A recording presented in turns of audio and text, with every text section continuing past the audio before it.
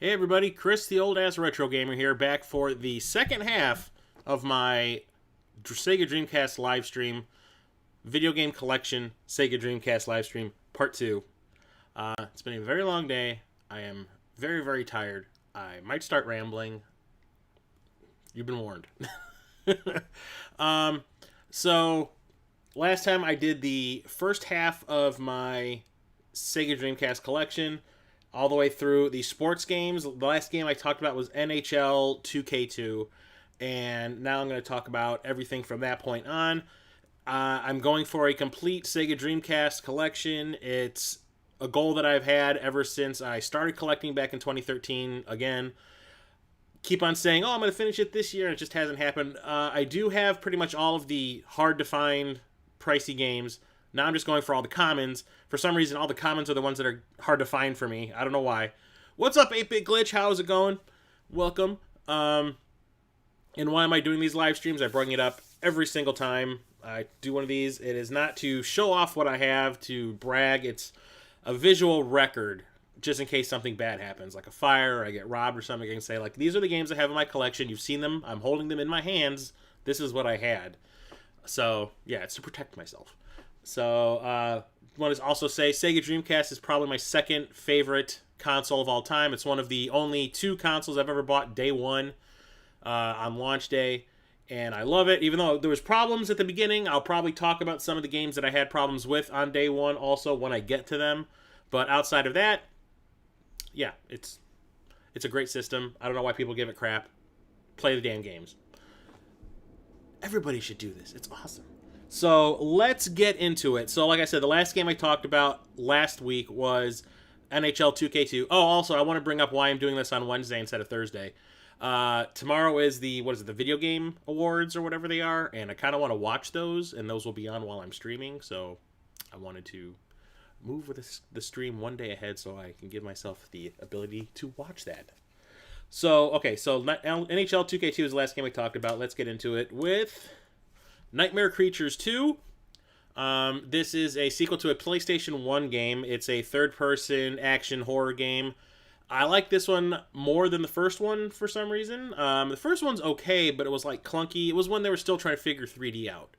You know, PlayStation 1, Saturn, and the Nintendo 64 was when everyone was trying to figure out how 3D works, what do we need to do to make the game work and still be fun and still be visually impressive and take advantage of all this new technology that we have available to us. The first one I feel kind of falls under that description. The second one, they kind of got it right. I mean, the first one is a good game, don't get me wrong. The second one's even better. It's like a beat 'em up in 3D with horror stuff going on. And it's pretty awesome. I like it. I got this one at the Game Dude. You can see the label. Yeah, I got this one at Game Dude in LA while I was visiting my brother a couple years ago. It was weird because I've been looking for all these Dreamcast games locally, getting stuff on eBay back then. So I went to LA to visit my brother 2 years in a row. I think it was 2015 and 2016. And I went to Game Dude both times. And I always found more stuff there at that Game Dude store that I didn't have than anywhere else. And I should probably go back to LA because I could probably finish my whole collection if I just go there. Here's an interesting one. This is Omicron the Nomad Soul, otherwise known as David Bowie the video game. Yep. This was kind of like the precursor to Deus Ex, I want to say. I think the same people made it. But it's a 3D RPG exploration game. It's interesting. It's weird. It is a little bit clunky. There's some fight mechanics in it. There's a lot of exploration. And David Bowie. It's weird that he included it, but I want to say this was not too long after he did, what was that record called? Outside, where it was like David Bowie's like industrial album, and then he kind of got into techno for a little while too. So this kind of fits into that, but also has original soundtracks by David Bowie. So yes. That's a great game. It's weird, but it's awesome. Here's a weird one. I still haven't played this one. It's Ooga Booga. It says it is a multiplayer combat game with a tropical punch. Cheesy. Yeah, it looks like Banjo-Kazooie or something like that, just better looking. Choose from 4 different tribal witch doctors, compete in 3 different action-packed modes of warfare, engage in furious multiplayer combat for up to 4 players. Obviously, there's 4 controller ports on the Dreamcast. That makes sense. And go online for head-to-head action against opponents everywhere, 24/7. Unlock secret characters, masks, and islands. So, is it a multiplayer game only? If so, no likey. I like my single players. This was, I think, one of the last games I bought. I think this was one of the last games I bought. It's been a while since I got a Dreamcast game. Outrigger. What does it say? International Counter-Terrorism Special Force. It's a first-person shooter that has a lot of multiplayer stuff going on. It says, go online, recruit teammates, and become the #1 Outrigger team. Single-player mode with unlockable weapons and scenario-driven missions. Choose between a first and a third person's perspective. I know there's a third person in here too. Split screen action for 2 to 4 players. Compatible with the Dreamcast keyboard and mouse. So here's a game that I can use my keyboard and mouse for if I wanted to. I probably won't. But it looks pretty awesome. I have not played this one yet either. That's why I was reading that. When I read the back of a game, that means I haven't played it. Like I said, I have all these games. Doesn't mean I have time to play them all. It's the life of a collector. This one is really kind of... Pen Tri-Isolon. I played this for like a good 20 minutes when I got it to see if it worked. But it's like 3 events that are like Winter Olympic type things, but you play them as penguins and what is it, a walrus or something? I cannot tell because these things are just the most bizarre looking creatures ever. Oh, a penguin, a shark, a walrus, a hippo, an octopus, a bird, or a dog. Race against each other and against the clock in 3 unique events, including belly surfing, ice walking, and swimming. And the graphics are really spoopy and not cool, and it does not. I remember not enjoying it while I was playing it, so that's one that you only own because you are trying to collect the entire set. Here's 2 more. I got a Game Dude, you can see, because they got the Game Dude label on it.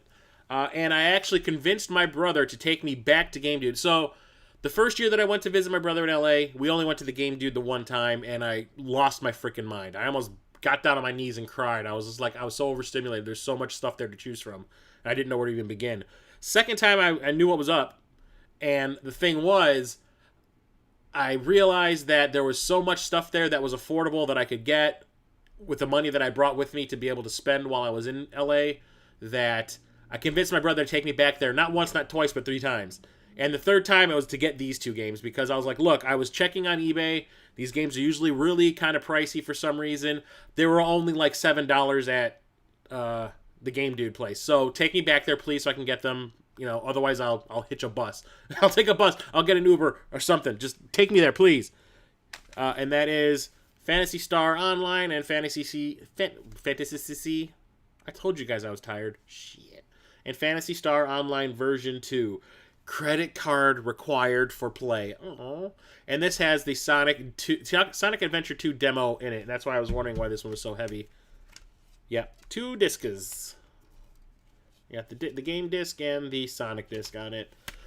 These, I do believe, well, they're offline. You know, the Sega servers are gone.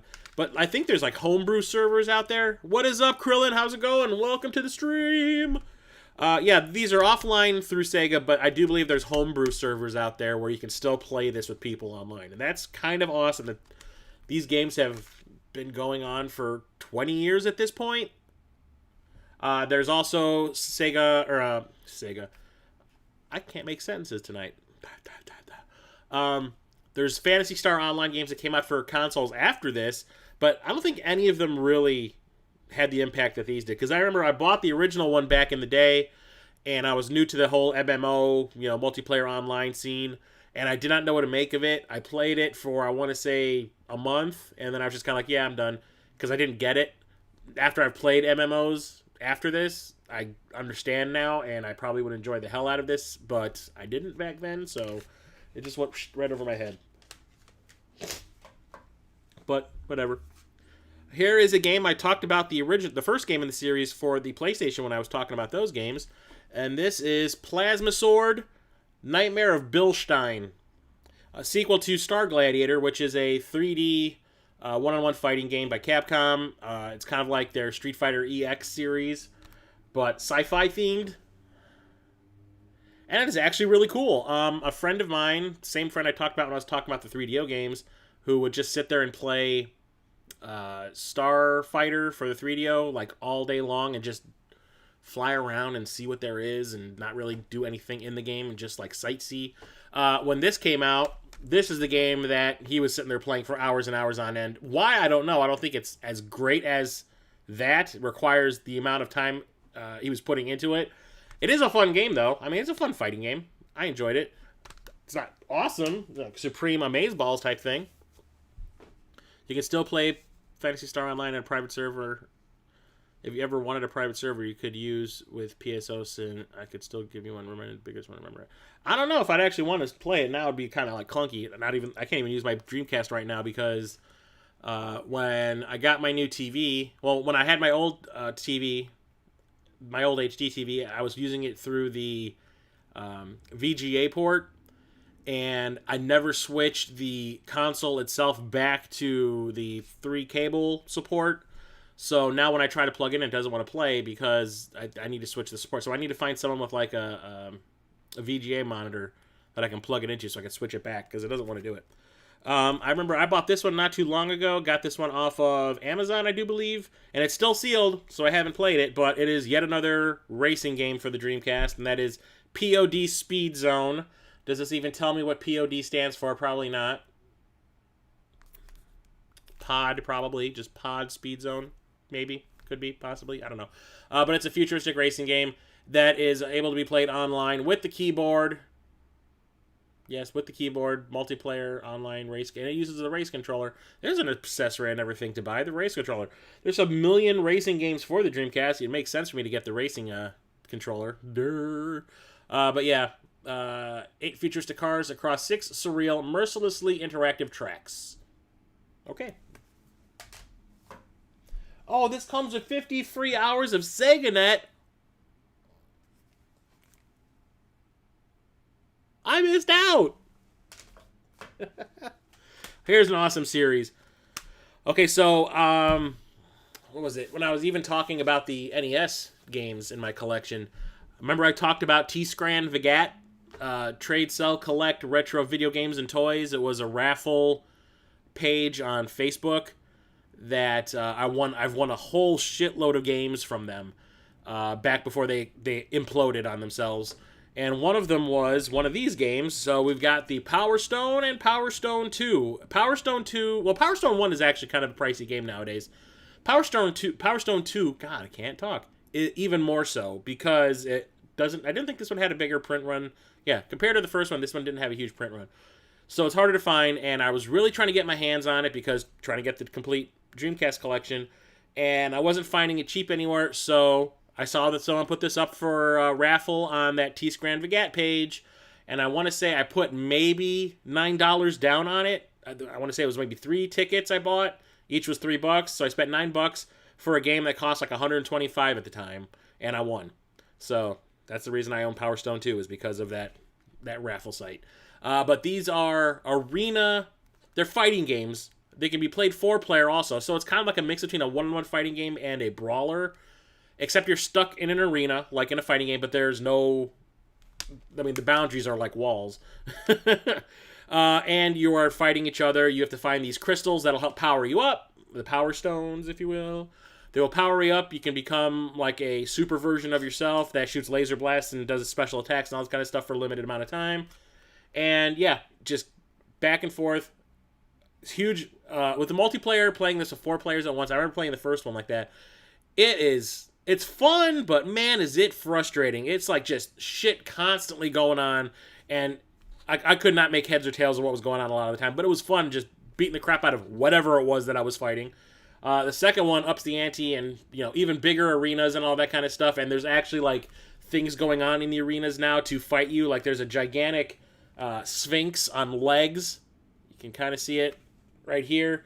That'll, like, shoot you and stuff while you're fighting, so they kind of, like, made it even crazier than it was already.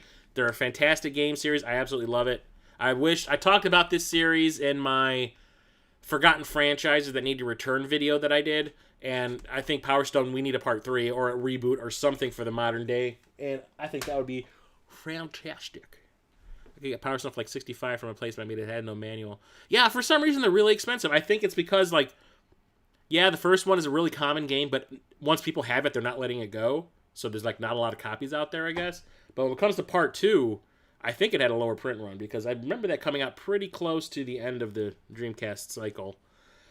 Here's one I still have not opened. I should probably do so, but it's Prince of Persia: Arabian Nights.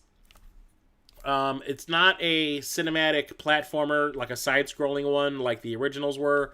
This one is in 3D, and it looks a little bit like if you were to, like, what would eventually become the Sands of Time, because it looks like there's wall running in it, like in Sands of Time, but maybe not. I can't really tell what's going on in there. It looks like, well, no, he's hanging onto a rope, so he's climbing. Okay, but it's a 3D version of Prince of Persia, and there's even the side-scrolling, side-to-side 2D fighting stuff from those games too.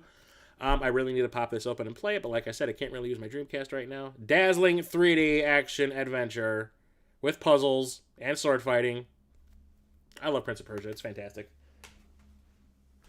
Here's one of the most expensive games for the console. Like I said, I do have all of these. And the only time I would get these kinds of things was if I won them in one of those raffles on Facebook, or if I just gotten like my tax return and I was like, okay, this is the time to get something you can't normally afford. And I do believe that's exactly what I did with this. Project Justice. It's a sequel to a PlayStation 1 game called Rival Schools. It's another 3D fighting game from Capcom. This one's all about teenagers getting into fights over which school is better. And it's kind of dumb premise-wise, but the fighting is fantastic. And the graphics in this one are much improved over the PlayStation 1 version. But there's like, textbook combos and shit. It's crazy. How many characters are there? 20 playable characters. And have 3-on-3 battles. Hell yeah. But yeah, it's a fantastic game. I absolutely love it. And like I said, it's one of the pricier ones, but that one was one that came out toward the end of the Dreamcast. Still haven't played this one. It's still sealed, but it is Psychic Force 2020. This is a sequel to a game that came out for the PlayStation 1, but I don't think we got it over here, or maybe the second one. I did a video with Radical Reggie where we're talking about our favorite fighting games, and one of the ones that he brought out was the Psychic Force for the PlayStation, but it was the Japanese version, and I think it was part 2. Maybe we got part 1, and part 2 never came out over here, because I think this is part 3. But yeah, it's a one-on-one fighting game in 3D. Haven't played it yet. It looks pretty awesome. I still need to try it. I should probably get a backup one, because it's still the original one that I bought back in the day, when it first, the launch version, so I should probably get a backup just in case.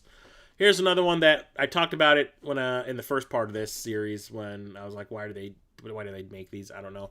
But here's a remake of Q*bert.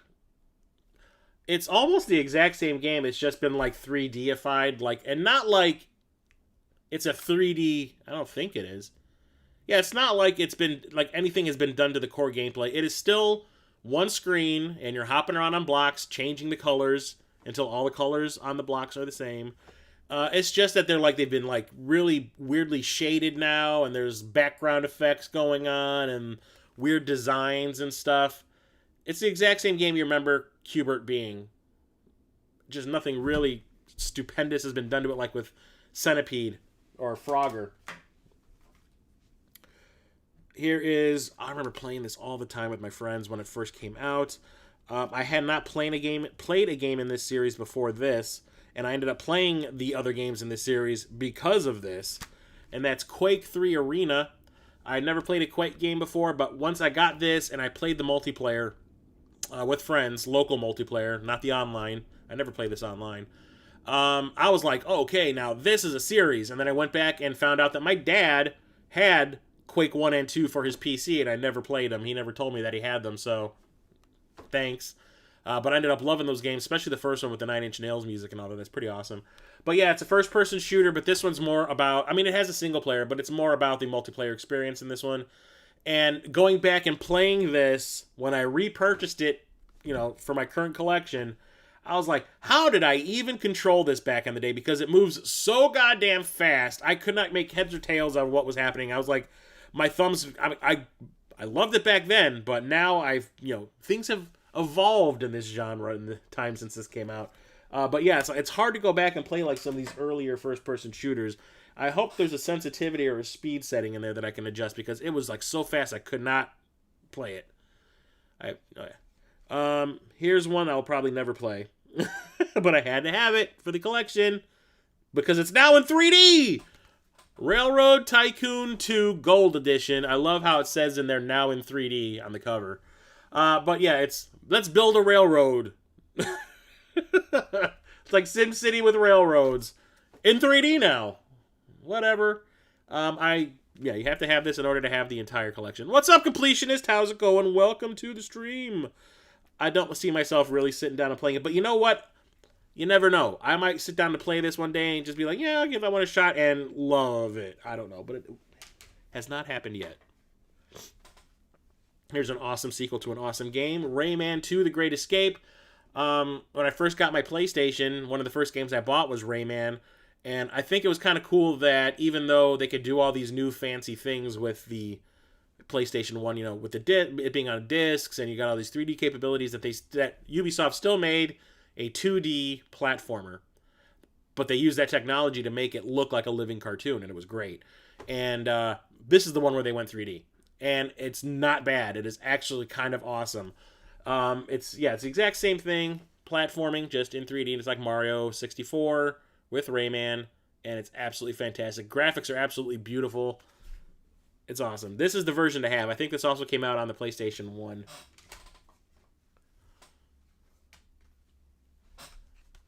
I even have my uncle's copy of Quake. I only play first person on PC if they're meant for keyboard and mouse, not a controller. Yeah, I can't do it with mouse and controller. I just cannot. So when I was talking about like the launch day of the Dreamcast in the previous stream, all the problems I was having with the games, certain games didn't want to work with my Dreamcast, and I thought it was the Dreamcast itself that was broken. I ended up returning it 3 times thinking that was the problem. Turns out there was like a batch of defective discs that were used for printing the games, and they all went out on launch day, and I was one of the guys that got like every single game that I bought from the defective ones I got. So I got Blue Stinger, I got Mortal Kombat Gold, and I got Ready to Rumble. This is the hot news, so this is the one that was fixed. Another one is coming up soon, but there was also a Ready to Rumble Round 2. These are 3D boxing games, but it's more like a one-on-one fighting game, and a funny one at that. And it's fantastic. I remember just playing the crap out of these with my friends and all that, because you could do 2-player and all that. The characters are really funny, and the fighting is actually really good. And part 2 is even more of the same, just more of it. I love these games. It was very arcadey. I don't think these were arcade games, but that's what they were. These were like an arcadey boxing game, and it was great. I absolutely love the series. But yeah, if you see the one that says hot new on it, that's the one that had been fixed, because I had to send all these defective games from that first batch back to the companies to prove that I had bought one, and they sent me the fixed ones, the repaired ones back, or the ones that worked back. And that was one of them. And I got that one in Mortal Kombat Gold from Midway in the same batch. I got Blue Stinger, and one that is coming. The last one that is coming up, I got directly from Sega. Record of Lotus War. This is based on an anime. I still have not played this. I should. I think it's an RPG. It's a 3D action RPG. Yes. And it's based on an anime. I've never watched it. A friend of mine, back when this game first came out, bought this game and they played through it and thought it was the most fantastic freaking thing ever. So it made me want to buy it, but I never did back then. But want to get all the Sega Dreamcast games? You're going to get it eventually, and it looks pretty awesome. I need to find some time to sit down and play this once I get my Dreamcast back in working order. I may play Quake 3 Arena on Dreamcast, but only if I got a mouse to use. Oh, yeah. It does support the keyboard and the mouse. It's one of the few that does, it looks like.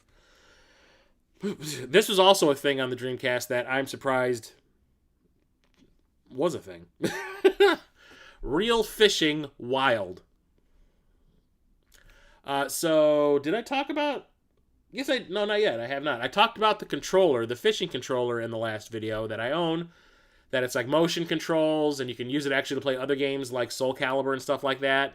But yeah, you can actually, like, when you catch a fish in these games, you actually pull back on the controller, and it reacts like you're really fishing, and it has like the spindle and all that kind of stuff. So yeah, this one I think is more realistic of a fishing game compared to like the ones that came out by Sega that were like the arcade games. But got this really, really cheap on eBay, so couldn't pass it up because I needed it. And actually, one of the fishing games by Sega is actually kind of pricey now for some reason. Don't ask me why. So last October, I was on the Cartridge Club podcast, the Cartridge Club Prime podcast, where like the Cartridge Club, they pick a game of the month, and they also pick like a handheld game of the month. I was on the one where they talked about the console game of the month, and the game was Resident Evil 2, and it was for Halloween. And the one that I played so I could talk about it on the podcast was this Dreamcast version. And I'd never played the Dreamcast version before. Back when this first came out for the Dreamcast, I had absolutely no interest in buying it because I had it for the PlayStation 1. Why would I want to buy the same game again? Well, when you got better graphics that are cleaner and easier to see what's going on in it, and, you know, everything, the controls I think actually are better on the Dreamcast than on the PlayStation 1 version, because I had more fun playing this for that podcast than I did playing it back in the day. And I loved playing it back in the day. So maybe it's just me, I don't know, but the thing that I noticed, because I was playing this in VGA, or through my VGA cable when I was playing it, if there was an item for you to pick up in-game, it was easier to see on the Dreamcast than it was on the PlayStation 1, because, I don't know if it was just like being able to play it through the VGA, it was kind of like a sort of an HD upgrade. Everything that you were supposed to pick up, like a plant, or a pack of bullets, or an item, or whatever it was, stood out from the background so much more. And I was just like, I would walk in a room and be like, oh, there's all the things I need to get. On the one for the PlayStation 1, maybe it was just because it was in low def. It was harder to see what there was to pick up.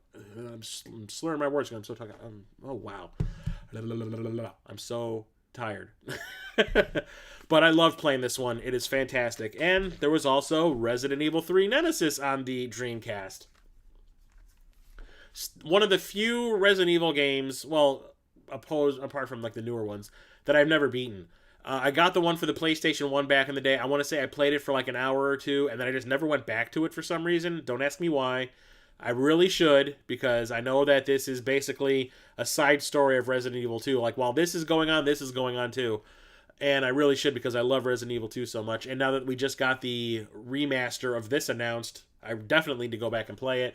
But it's more the same, except this time you're playing as Jill Valentine from the first game, and you are constantly being chased by this Nemesis character that they ruined in the movie. But yeah, it's another awesome Resident Evil survival horror game. Need to play that. Yeah, I was used to playing it on the PlayStation 1, which is why I never wanted to get that copy to begin with. But once I bought that, I tried it out, and yes, it's pretty awesome. But there's also Resident Evil Code Veronica. This is the first place. This was like an exclusive for the Dreamcast when it first came out. Eventually, it came out on the PlayStation 2, and then got ported everywhere else. But like, this was an exclusive for a little while, and it was fantastic. I mean, everyone that I knew wanted a Dreamcast so they can play the new Resident Evil game. And why this wasn't a numbered game, I don't know.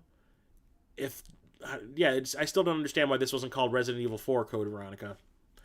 But you're playing as Claire Redfield from Part 2, and eventually you're going to come across Chris, and you're on this island, and I think it was a Umbrella facility or something like that, where they were making the T-Virus or something like that. It's been so long since I played this one. It's like one of my favorite ones, but I barely remember. Oh, the case is broken. That's some bullshiggity. Anyway. But yeah, it's fantastic. It still has the tank controls. It still controls like every other Resident Evil game you've ever played. It's been upped in every other way. And the opening cinema where Claire's being chased by that helicopter, and she drops the gun and picks it up and shoots the gas canisters behind those Umbrella soldiers. It's so freaking cool. I every time I would play this game, I don't care if like I was in the middle of a new game, I would watch that cinema each time it happened. And then they recreated that scene in Resident Evil Apocalypse. I hate that freaking movie, but that scene was pretty cool. They recreated it pretty well. I need to like slow down because I'm slurring my words. I'm like, I tried to take a nap before I streamed today, and it didn't happen. So like, I'm like beyond exhausted right now. Like once this stream is over, I'm just gonna go to bed. Here we have a game that I did not know what it was when it was first released because I had not seen the movie that this is based on. But now that I have, I found out about this and I was like, yes, need it! The Ring, Terror's Realm. This is based on The Ring, the Japanese movies, not the American one. It says survival horror has entered a new realm. A deadly computer virus is killing humans and you have been infected and have 7 days to live unless you find a cure and stop the dreadful virus from spreading. Search for clues and unlock the deadly secrets that lie between two worlds. Defeat an army of hideous monstrosities, slay deadly creatures with an arsenal of weapons, fully interactive 3D environments immerse you in the mystery and horror, blah, blah, blah, blah, blah. Based on the Japanese smash hit comic book, movie, and television series. When was The Ring a television series? I need to find that. But yeah, once I found out that there was a Ring game out there, and I think there's also one available. No, that's The Grudge. There's a Grudge game available for the Wii that I need to get. I was like, I need to buy this. So when I got back into collecting, this was one of the first games I went after because I absolutely had to have it. But still haven't played it. But it's a survival horror game just in the Ring universe, and that is freaking awesome. 7 days. What's up, Tiago? 145 original games. Yeah, like I said, when you're a collector like I am, it's hard to play everything you have. Even though you know you want to, there's only so many hours in the day. Rippin' Riders, a snowboard racing game, a lot of multiplayer stuff. I've never played it. I'm not big into these types of games, unless it's called SSX, so this is one that I bought just because of the collecting. This is, okay, so I got a story about this one. We got Samba de Amigo, which is a rhythm game, which I absolutely love.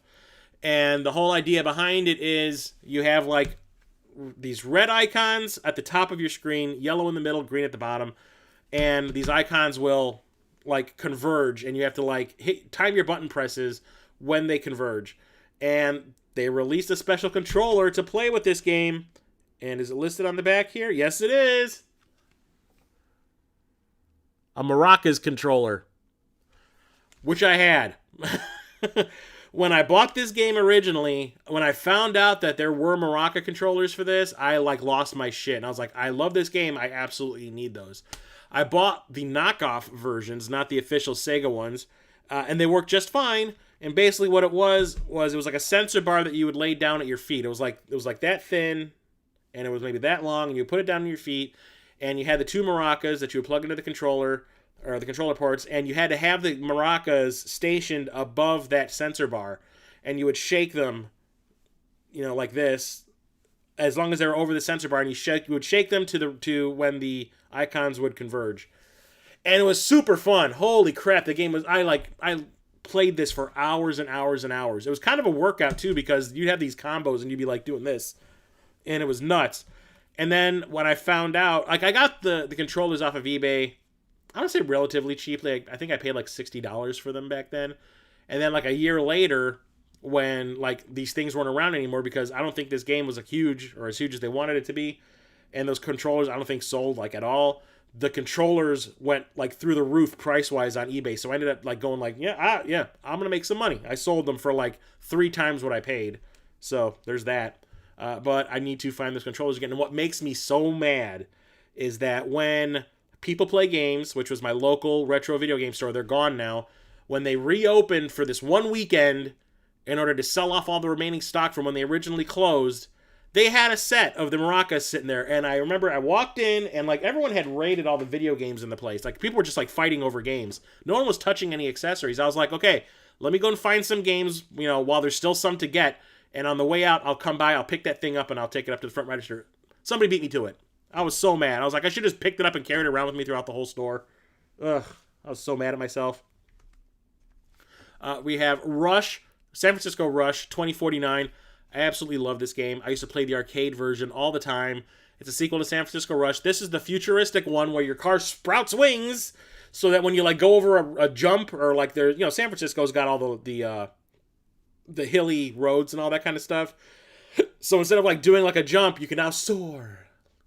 Like I'm a leaf on the wind. Watch how I soar. in this video game, and it's awesome. Still, all the great secret areas you can find, the track or the secret pathways that you can get to the finish, plus multiplayer. It's fantastic. I absolutely love the San Francisco Rush series. I wish they would still make these games. There was one that was only like exclusive to the Nintendo 64, and that was it Rush 2? I don't think we ever got Rush the Rock anywhere, so that's sad. But this is probably my favorite one out of them all. I used to play that all the time at GameWorks. Me and my friends would just head straight for that one. If the Beatmania or Guitar Freaks uprights were taken, that's where we would go. Okay, so here's one that comes with a really special accessory. I talked about one of the games that used this in the last stream. Today I'm going to talk about the other one, but this one someone really screwed this thing up. Yeah, this thing is so discolored. Holy shit. Okay, so remember I talked about Alien Front Online and how it used the microphone attachment that goes on the controller? You have two Maraca controllers? I'm jealous like you would not believe. Yeah, the arcade version of San Francisco Rush 2049 is amazing.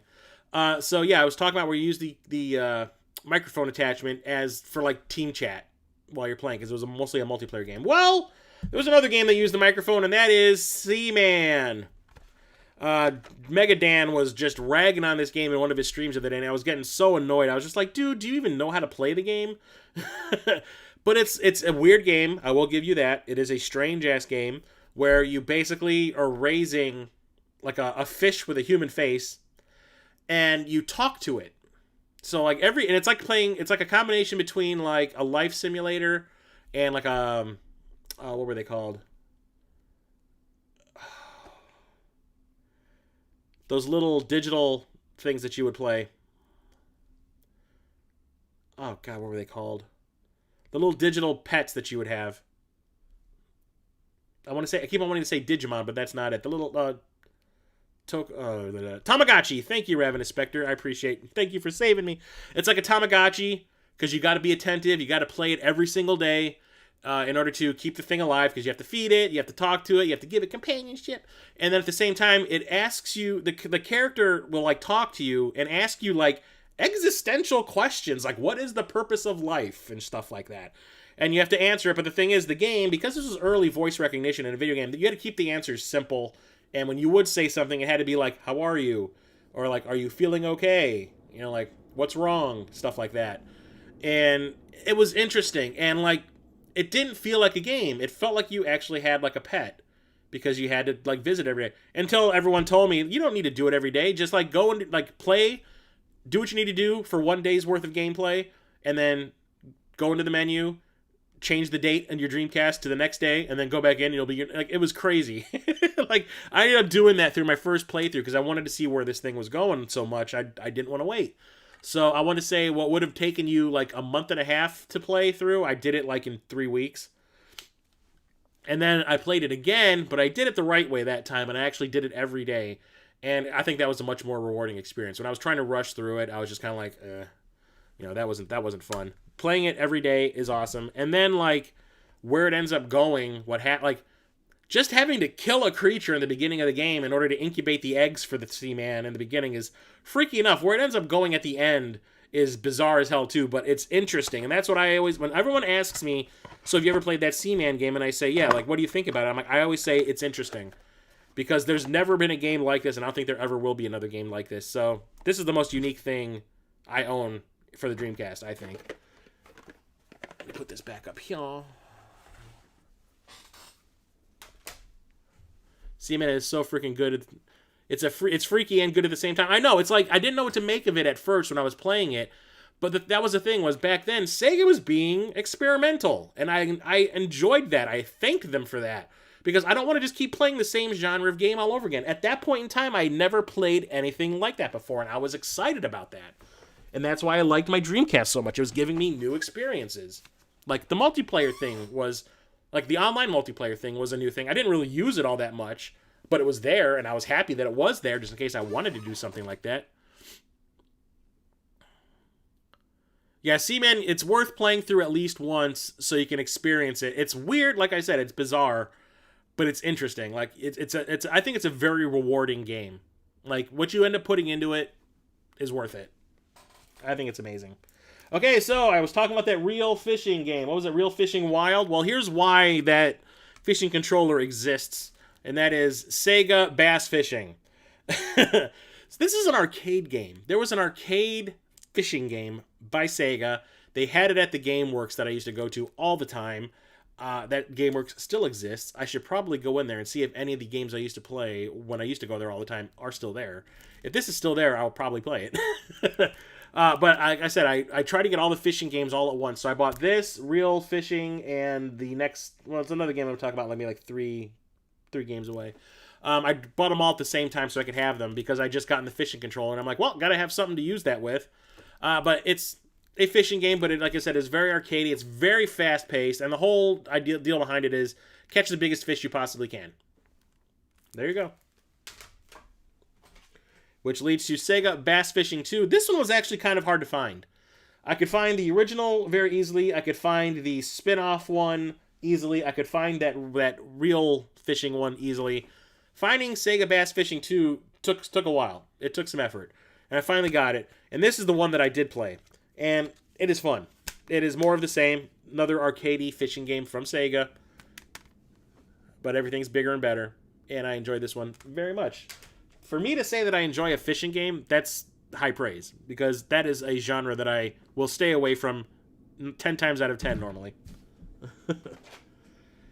Sega GT racing game. It's kind of like trying to be Gran Turismo on the Dreamcast, but it's actually, I think, pretty boring. I don't mind Gran Turismo. I think it's okay in spurts, but for some reason, this one just does not do it for me. Don't ask me why. But it, like I said, it's like trying to be a ripoff of Gran Turismo. Here's the other one that I picked up at the same time I got all those other fishing games. The Sega Marine Fishing. This is like the spinoff. It's still arcadey, but this one's all about deep sea fishing instead of like looking for little tiny fishies. This one's about trying to catch,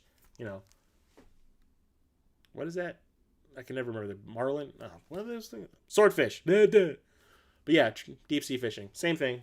Have not played it. It's still sealed.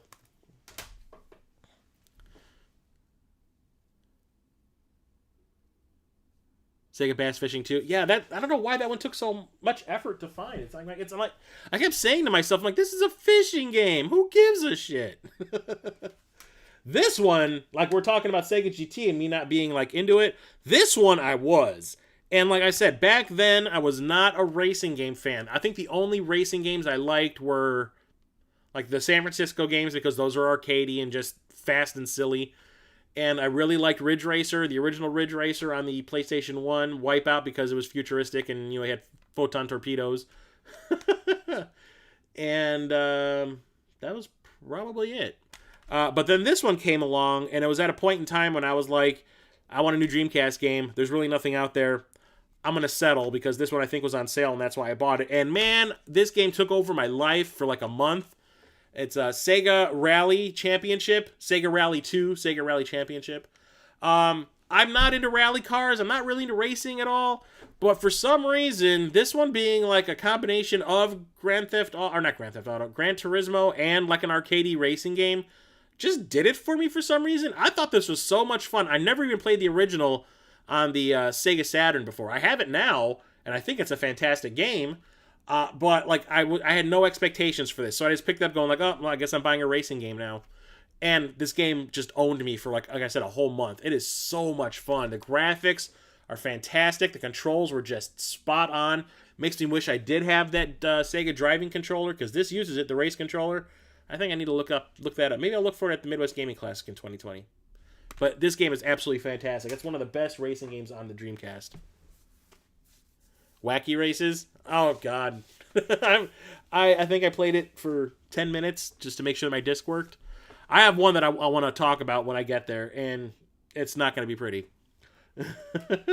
Here's an interesting one. We got Sega Smash Pack Volume 1. This is like a compilation of a whole bunch of Sega games on one disc. What is on here, you ask? Sonic the Hedgehog, Golden Axe, Shining Force. What? Wrestle War, which I think was a Japanese exclusive. I don't remember getting that over here. Streets of Rage 2, Columns, Virtua Cop 2, Phantasy Star 2, Vector Man, Altered Beast, Revenge of Shinobi, and Sega Swirl, which I do not remember if that was the one that was built into.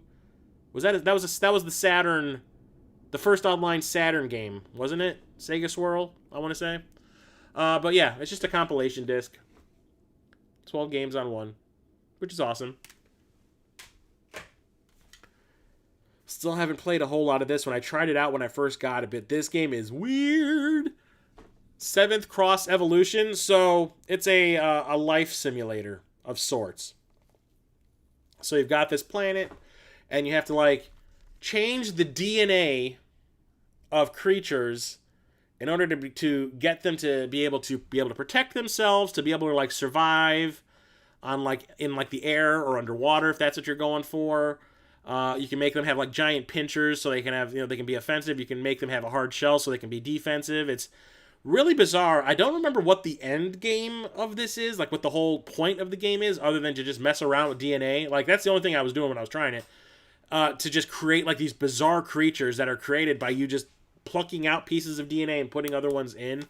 It's the most bizarre game ever. It seemed kind of fun, just overly complicated at times, because eventually you're going to get into the whole numbers game where it's like, oh, you're so many percentage of this and so many percentage of that. I need to dedicate some serious time to that because it looks cool. The sound is horrible on it. I've not tried it, so.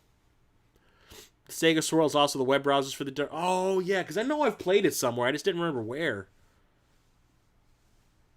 Yeah, I'm not a huge racing game fan. This one, I could not wait to get my hands on. And that is Shadow Man. There's a sequel to this on the PlayStation 2, I think. But this is a third-person 3D action-adventure game. It's kind of weird. You have... you're like a voodoo witch doctor. And you have like this... I can't remember if he was like a floating head. I remember his name is Jaunty. But you have like this little companion. I think it was like a floating head or something. Like a shrunken head or something. And you're taking out zombies and stuff like that. It's all Louisiana voodoo-y type stuff. And it is pretty awesome. I remember it being pretty awesome. I need to go back and play it again because I've only played it the one time back. I played it a lot back in the day. I have not played it at all recently, so I don't remember a whole lot about it. But it just says, he is coming, stalking criminals in the spirit world and the real world. A possessed man is coming, a voodoo mask in his chest, and lines of power in his back. Shadow Man is coming, trailing evil from live side to dead side to stop an apocalypse to save your soul. Yes. I remember loving this game back in the day. I need to play it again. And everyone's talking about this now because the third game in the series just came out finally. Shenmue. I absolutely love this game, but I've never beaten it. I enjoyed when I was playing it back in the day. I really did. I just never had the time to put into it, which is sad. And now I not only own the original Dreamcast one. When I got back into collecting, this was one of the first games I bought because I wanted it back in my collection. Because I remember in around 2013 when I got back into collecting, I remember hearing people on Facebook groups or in Facebook groups talking about this game. Like the price is going up for some reason. I don't know why, but like it was getting harder to find. So I found someone on Facebook selling it relatively cheaply. I want to say I paid $30 for this. And then all of a sudden, yes, it did. It went up to like 60, 70, 80 at one point. And I was like, why is this becoming such a hot commodity all of a sudden? It wasn't like Shenmue 3 was anywhere near, being announced. That was, years off. But it became a thing for a while again. Like it had a little bit of a resurgence in 2013, which is weird. But it's a half fighting game, half life simulator. All it really is a lot of standing around, talking to people, doing fetch quests, getting a job, driving a forklift on the docks, and then beating someone, beating their ass. And I remember loving it when I was playing it back in the day, but just like I did not have the time to play it. I needed something quick and fast, so this didn't fit the bill. But I need to go back to it. I do have the remastered Part 1 and 2 for the PlayStation 4, as well as Part 3. So maybe I should just sit down and play through all three of them at once. Or in a row. Maybe I should just do it. Just do it. I need a PAL. Yeah, I kind of... Even though I don't think I'll ever buy a PAL Dreamcast, I think I would like to get Shenmue 2, like the PAL version of Shenmue 2, just to have it in the collection. So I can say, like, yeah, it did originally come out on the Dreamcast. For some reason, it never got ported over here because we suck. That's not the limited. What's the limited version of Shenmue? Because this one has like the pass and everything. What was it called? The passport. So there's a second edition of that. Here's a cool one. Silent Scope. Awesome arcade game where you play as a sniper. Yeah, you can't play this the way you did in the arcade, which kind of sucks because in the arcade, I used to play this all the time where you actually look through the sniper scope and you have like a little screen in there that you are aiming around on the big screen that everyone can watch you playing the game on. And yeah, you do headshots and everything. It's fantastic. This game is so much fun. You can do it. I mean, you get the little sniper scope thing in the middle of the screen, but it's not like you looking through the scope like in the game where you have like a life-size rifle, which nowadays would probably not be very cool to have with all the shit that's been going on. But you actually had a life-size rifle that you had to ease into your shoulder and look through the scope and all that. It was fantastic. It was immersive that way. And it's a fun game. I just wish I always wish that they had made a scope rifle peripheral specifically for that game. A sample soundtrack. Oh, I did not know that. I hope it's not expensive. Like I said, I'm when it comes to me getting my complete Dreamcast collection, I'm not going for the multiple versions of all the games. Like I know Sonic Adventure, there's a limited edition of that, and it's supremely expensive. I don't think I'm ever gonna try to get that. I'm happy with the one that I have. Oh, did I just spoil something? Sorry. Silver. Okay, so I went back recently and I watched my Dreamcasting episodes, and when I was talking about this game, I called it Sliver instead of Silver. Sliver is a softcore porn movie starring Sharon Stone. Silver is a video game on the Dreamcast. It's like a action RPG, and it's not good. Your characters are super tiny in the game, and I just did not enjoy myself when I was playing this. I didn't get very far, but it was because of the gameplay that I did not want to continue when I first got this. So, that's that. This, on the other hand, is something I really need to set aside some time so I can play, because everyone tells me this is the best freaking game ever. Skies of Arcadia. And this eventually got ported over to the Dreamcast. Wow, got ported to its own console. Psst, that is awesome. No, the GameCube. Skies of Arcadia, it's a pirate RPG. And but yeah, before Rogue Galaxy came out. And it looks fantastic. I've always wanted this game. I never had it back in the day. There was a point in time where I wasn't into RPGs at the very beginning, and then I got introduced to Final Fantasy II. What was Final Fantasy IV in Japan. And that got me into RPGs for a while. And then I fell out of favor with RPGs again around this time, and I wasn't really actively playing any of them. And I kind of wish I did, because if I had this game back in the day, this might have been the one that turned me around, because I remember watching one of my friends play this on stream, and I was like, this game is... I wish I played it back in the day. This probably would be one of my favorite games of all time then. I need to try it out. Tried playing this game with some friends when I had a party. Tried to play 4-player, and holy shit, the frame rate just plummeted when you're playing at 4-player. And we immediately popped it out of my system and tried something else. At Slave Zero. I grabbed all of my 4-player multiplayer games for my Dreamcast for one birthday party that I was having.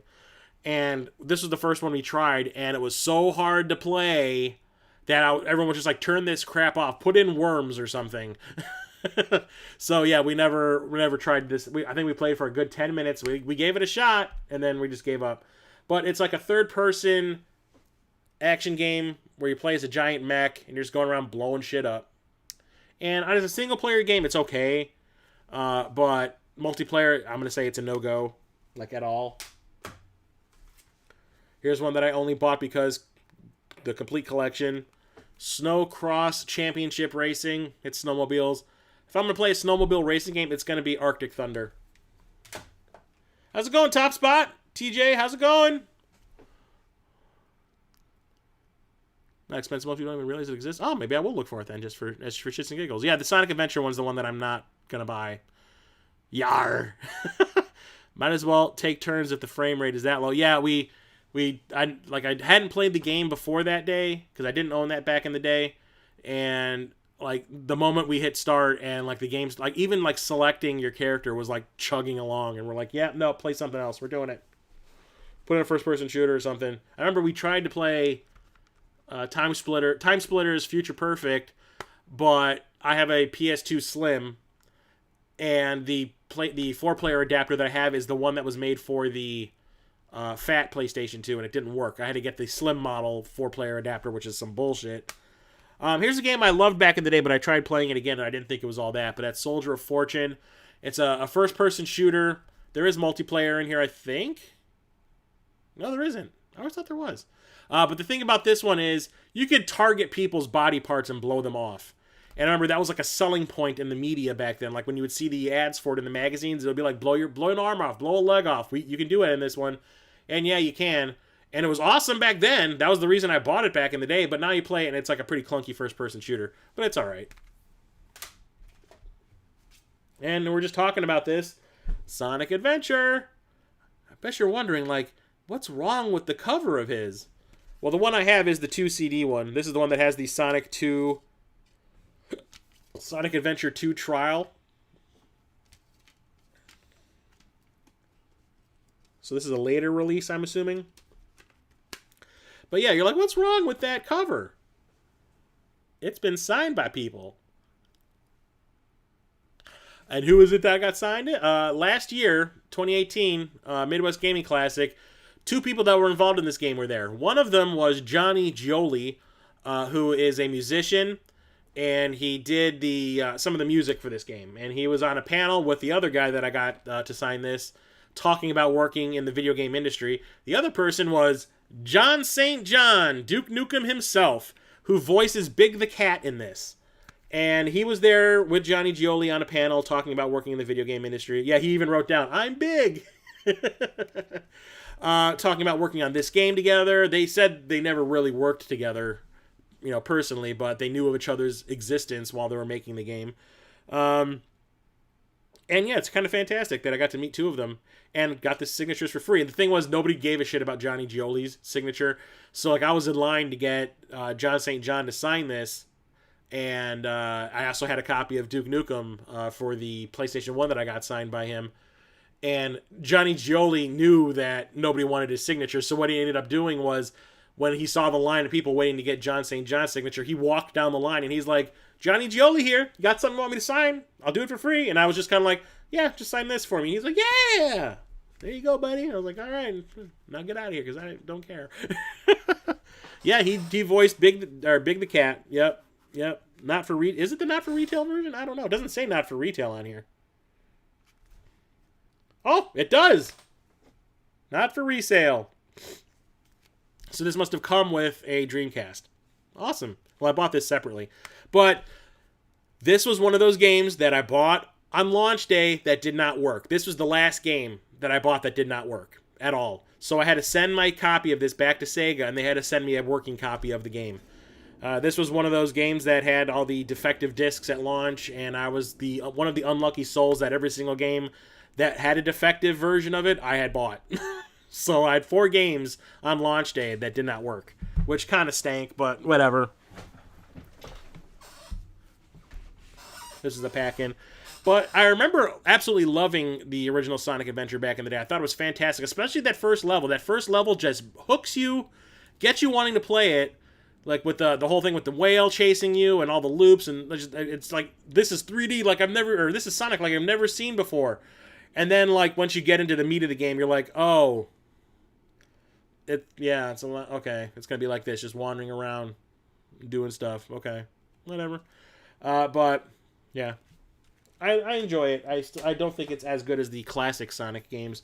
There's always Sonic Adventure 2. I think I got this before I got Sonic Adventure 1 when I got back into collecting, but it's more the same. More characters, though. More characters you got to worry about. Yeah. I know a lot of people absolutely love Sonic Adventure. I think it's cool for parts of the game. Other parts are a chore. Got this from Scott Squatch from Video Game Sellers. He showed this off in a garage sailing video that he did. And he said, these are all the doubles that I got today. If you want one, if you want to buy one off of me, email me and we'll talk. And I saw this and I was like, hey, I kind of need that for my Dreamcast collection. So I bought Sonic Shuffle, which is basically Mario Party with Sonic characters. And it's not good. like at all. And it's also a not for resale version. I'm getting all the not for resale versions, everybody. This is bullshit. So yeah, I got this from him pretty cheap, so I wasn't sad about that. From a connector standpoint only, I wonder if the non-working launch discs will become... from a collector standpoint, yeah. Yeah, I doubt it. I bet you they were destroyed. But like the ones I bought that were defective right off the bat were Sonic Adventure, Blue Stinger, Mortal Kombat Gold, and Ready to Rumble. And I thought there was my... Like I talked about this in the last video, but I thought it was my Dreamcast that was busted. And turns out it wasn't. It was the discs. There was all these defective discs that went on. I think they were just trying to rush things out the door and didn't do any quality checks. So, but I ended up buying every one of the games that had defective discs associated with it. I bought those games. I bought every one of those games. Here's another classic launch game. Absolutely love it. I think it still holds up fantastically. That's Soul Calibur. This is like a classic game on the Dreamcast. I absolutely love this. Played it nonstop. Like when all those games that I bought, like when the Dreamcast came out, I pre-ordered the console, and I pre-ordered, I think, 75% of the games that came out on launch day. 4 of them didn't work. The only ones that I didn't order were the sports games. But I didn't know, having those 4 games be defective and not having the ability to play them for like the first month of owning a Dreamcast, I really wasn't too sad about it because I had this. And I played the ever-loving shit out of it. You have no idea. I wish my Dreamcast was working because I go play it right after I'm done with the stream today. But the fantastic graphics, the gameplay. I mean, I'd only played Soul Edge in the arcade, and I'd becoming Soul Blade on the Dreamcast, on the PlayStation 1. Or is it the other way around? I can't remember. I'd played the arcade version of the game that came out before this in the series. But I was not prepared for Soul Calibur being as awesome as it was. It was like the most amazing fighting game I'd ever played back at that moment. I can't talk. I can't talk today, guys. Sorry. It's the most amazing fighting game I'd ever played at that point in time. Like I was like, for a while, I was like, Mortal Kombat, what? It's all about Soul Calibur, baby. And Soul Calibur, the newest one, Soul Calibur 6, is fantastic. Soul Calibur missions, yeah, I remember. Oh, God. I kind of want to go back and play it, but I can't. The soul still burns. I should go get my Soul Calibur 6 special edition, because it has the box that talks and says all the stupid announcement stuff on it. Just so I can tease everybody. I'll probably do that when I get to my PlayStation 4 collection. Just tease everybody with that while I'm streaming. Little VMU. Yeah, I remember that was the thing that was like, this VMU thing is pretty awesome. Here we have Soul Fighter, which is, I do believe, a beat-em-up. Yeah, it's a 3D beat-em-up. And I remember I played this when I first got it to make sure it worked, because I got this one in a lot with a bunch of Dreamcast games when I first got back into collecting. I was like, when I first got in, I was like, I got to get as many games as possible, in this collection. So I was just buying these lots, and this came in one of the lots. And I remember I played it for like, I want to say 20 minutes when I first got it to make sure it worked. And it was okay. You can kind of see. Yeah, it's a 3D beat-em-up. Trying to be like Golden Axe. It's all right. Nothing to write home about. I haven't opened this one for a reason, because it's stupid. South Park Chef's Love Shack. It's a game show. It's trivia with South Park characters. Yay. Weird thing is, like, I don't have the other South Park game for Dreamcast, which I need to find. That's the only other one that I'm having a really hard time finding, is the racing game, the South Park Rally, I think it is. I can't find it. I don't know why. But, yeah, it's South Park game show. And I remember playing this on was it on the PlayStation 1? I think this came out on the Nintendo 64. I want to say.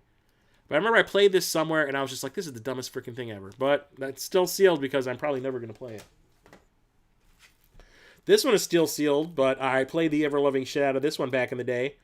And does the cover still work? Sort of? I think this got ruined somehow. Oh, whatever. Space Channel 5.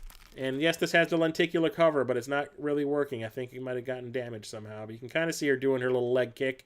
Come on, ooh la la. Dance for me. It's a rhythm game, but it's a weird rhythm game. Oh, you picked it up, did you? Nice. Oh, welcome, Godzilla Gorilla. Yeah, I'm glad I can turn you on to a game. It's a crappy game, but I'm glad I turned you on to one. I do not like Grand Theft Auto 1 or 2. But it's a rhythm. This is a rhythm game with dancing. Except the thing is, there's no like meters or anything. Like when you have like Dance Dance Revolution, you've got like the little arrows, and you have to hit the arrows, in time with the music. When they hit that bar, when they get to the top of the screen, hit the icon that's appropriate, and you get the point. The thing with this is, it's like playing Simon Says, where you watch a character do the dance moves. So it'll be like up, down, up, down, and you got to do it in time, the exact same way. Otherwise, you're over. You're done. Oh, what? Space Channel 5 VR? Whoa. Tell me more, Top Spot. Tell me more. I think I need that in my life. Yeah, it's still sealed. It is. So it's like playing Simon Says. So it's just a memorization game. And if you do well enough, you get to unlock Michael Jackson in a silver spacesuit. Yeah, up, down, shoot. And I had a blast playing this. It was more difficult than your average rhythm game, because now you actually have to have like you remember the timing of it, and there's no guide for you to use. It's all about memorization. So it was tough, but it was fun. And there's even a sequel to it that came out, I think, only in Japan. But there is a port of this to the PlayStation 2, which I do own. But awesome game. Did you get that VMU video? I think tomorrow I'm going to Store by me and get Vigilante 8 Second Offense if they still have it. I'm still going to trade my 3DS rhythm game. I don't care for it. Probably won't have Space Michael. Oh. I need Space Channel 5 in VR. That's going to be awesome. I will be talking about Vigilante 8 a little bit later. Spawn in the Demon's Hand. This is kind of like the heavy metal Geomatrix game that I talked about in the first stream. This one is... It's hard to describe. It's like an arena brawler. So you have like an arena, like a first-person shooter when you're playing multiplayer, let's say. You've got this arena. It's a boxed-in area. And all these different characters, like you could pick... I think, how many characters were in this? That's the one thing I remember the most. There's like 20 or 30 characters in here from the Spawn comic books.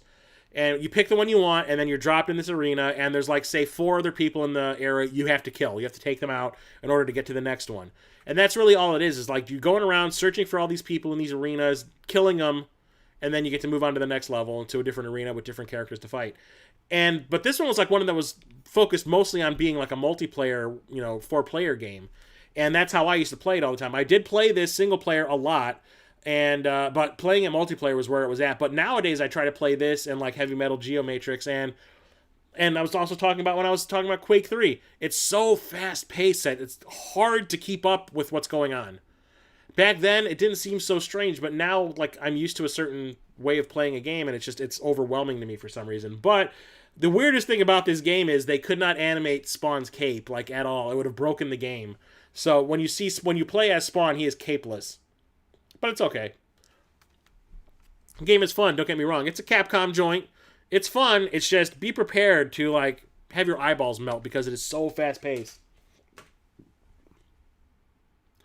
Bang-I-O! Yeah, I think I have... Well, I have the special edition Space Channel 5 for the PlayStation 2, and I think it has Part 2 on it, but I don't think it ever really came out here on the Dreamcast like it did in Japan. Maybe that would be a good other one. Outside of getting the Japanese version of Shenmue 2 or the PAL version, maybe if I can get Space Channel 5 Part 2, that'd be good too, just to have it. Spec Ops 2, or was it Omega Squad? Action, adventure, military, simulation. Not fun. It's just like that. It's like playing, what are they called? Those Tom Clancy strategy shooter games? I can never remember the name. It's like playing that. Speed Devils and Speed Devils Online Racing. These are racing games. Obviously, they're very arcadey. They're fun. They're just not the greatest thing ever. They are also a little clunky, but they're entertaining. And the second one is like it's more of an upgrade of anything. This one just has the online capabilities, and this was one of those games where I talked my brother into taking me back to the Game Dude place in LA to pick this up because I was like, you know what? I don't see that one out in the wild like ever. So take me back there. I need to get this while I can get my hands on it. But yeah, they are decent racing games. I recommend them. They're not horrible. Still, I got this one at the Game Dude also in LA. I am doing them so much free advertising in these streams. But like I said, I went there to look for games I didn't have, and it turned out to be that was my Dreamcast haven. Like, that was where I added so many Dreamcast games to my collection that trip. You have no idea. Like, they basically, like, I want to say I got maybe like 30 Dreamcast games there that trip. It was crazy. But I got this one sealed at Game Dude, and they charged me the used price because they didn't know what to do with a used or a sealed version of it. So they just charged me what it said in their little pamphlet for a used copy, and that's Spider-Man. So I still have a sealed copy of Spider-Man. This is a port of the PlayStation 1 game. We never got a port of Part 2, which I wish we did, because I remember back in the day when I had this game was absolutely fantastic. Probably the best Spider-Man game we've ever gotten at that point. So yeah, it's a 3D platformer / beat 'em up when you play as Spider-Man, and it's freaking amazing. It just controlled so well. The web slinging was so much fun. Like, this was the best web slinging until like the Spider-Man movie games came out on the PlayStation 2 and the Xbox. But it's a fantastic game. It's one of the best Spider-Man games that ever came out at this point in time, if not the best. Yeah, that place is so good. Speed Devil's Virgin cover? What are you talking about, TJ? What you talking about, DJ? Gotta have it, Chris. All right, no problem. Have a nice night, Top Spot. Glad to see you. You gonna be in Musty's stream later? Virgin cover. Tell me more about the Virgin cover. Here we have what is probably the absolute worst game on the Dreamcast. And I bought this specifically because I watched Cygnus Destroyer talk about this in one of his videos. He did like a whole video. Kind of busy tonight? Okay. Well, have a good night. Walmart exclusive. There's no devil. Oh, I remember that. I remember the Virgin cover now. Yeah. I wonder if, well, like I said, I'm not really going for the variants, but that might be fun to try to track that down. But Cygnus Destroyer on his channel, he does like this LJN Defender thing because he loves LJN, the company. He doesn't think the games are as bad as everyone says they are. I agree with him. Not all the games are as bad. Just because the Angry Video Game Nerd said that all these LJN games were shit doesn't mean they're all shit. They're not, as far as I'm concerned. There's some that are legit great games, like Nightmare on Elm Street. But there was, LGN everyone thought was gone at a certain point in time. And then for some reason, they just randomly popped up on the Dreamcast to release this one game. And yes, it turns out to be the absolute worst game on the Dreamcast. And he did like what was it? The Guilty or Not Guilty or whatever he does? Guilty or Innocent, like if it's bad or not. And he said this is the most guilty game he's ever reviewed. And that's called The Spirit of Speed 1937. It's a racing game, and it's like a fifth of a game. It's like not even complete. So it's like, yeah, it takes place in 1937, so you're driving like those old cars that, could go maybe 15 miles an hour total. But the thing is, it's like an unfinished game. It's like, it's broken in every way imaginable. Like, there's like, the backgrounds look like absolute garbage. I mean, it looks like it's hard. It's shit.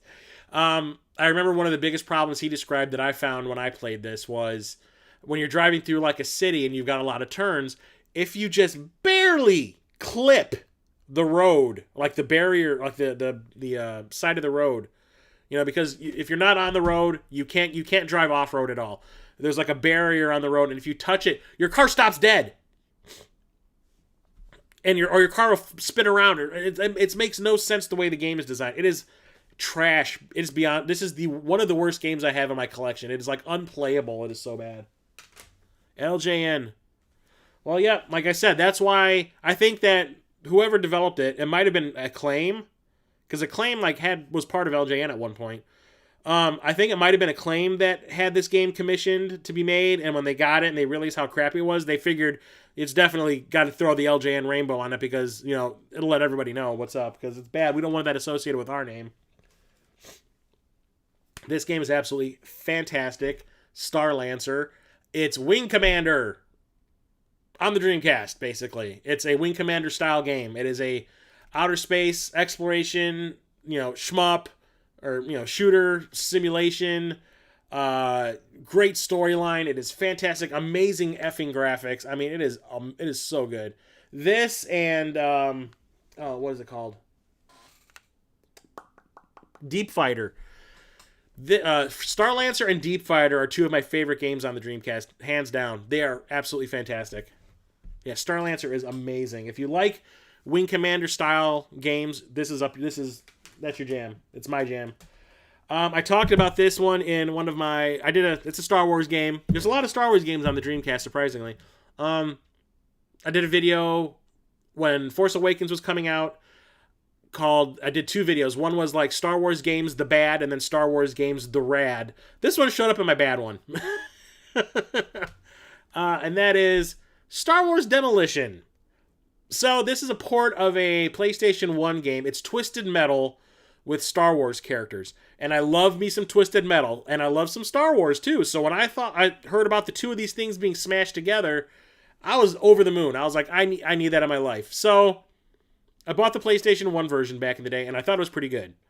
Then the Dreamcast port comes along, and I was like, yeah, I'm going to get that one. It's going to be great. It's going to be better. It's going to be more styles. It's going to be better looking and sounding. Oh, my God. And no, it is worse. It is worse in every way.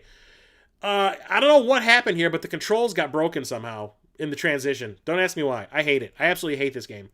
And then plus, seeing it through that lens of me like I'm not enjoying myself, you start to see the flaws in the game originally from the PlayStation 1. I'm like, why did you think it was a good idea to have Boba Fett just be Boba Fett, not in a vehicle of any type, just Boba Fett flying around with a jetpack, taking on gigantic tanks and stuff like that? He's not that awesome.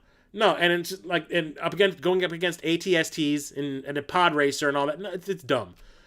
Not a good vehicular fighting game or vehicular combat game. I do not like this one at all. The controls are poop, and that's what ruins it. But here's a good one. We have Star Wars Episode 1 Jedi Power Battles. This is a brawler, like a fighting game. Not a one-on-one fighting game, but like a beat-em-up with Star Wars characters. And it's in a three-quarters view, isometric view.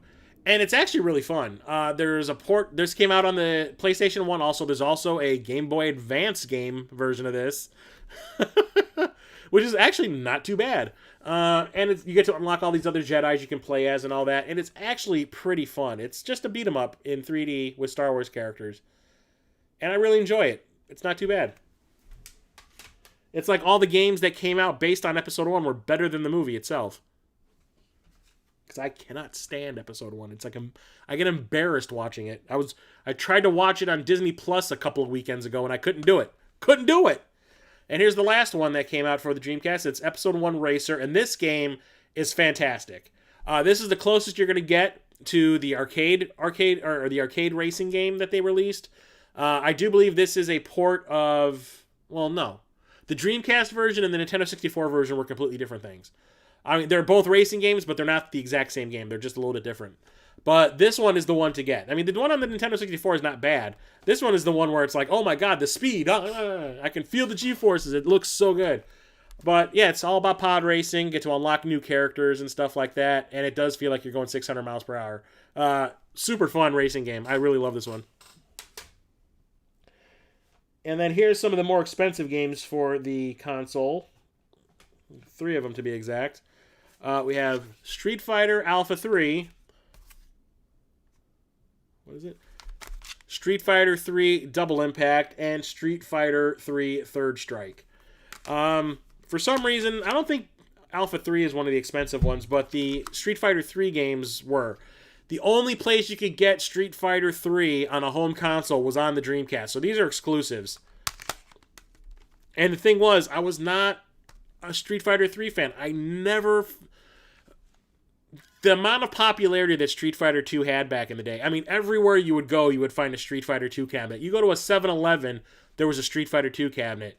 You go to like a pizza place in the middle of nowhere, like some mom and pop pizza place, they have a Street Fighter 2 cabinet.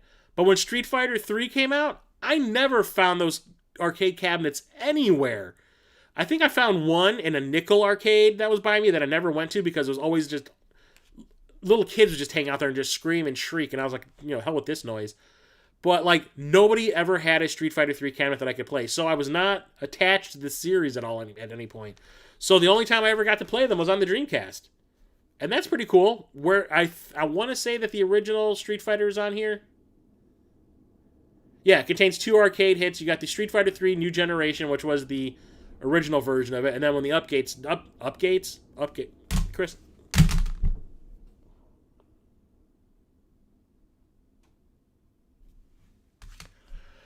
When the updates started showing up, like Double Impact and Third Strike, I can't talk today. I'm so tired.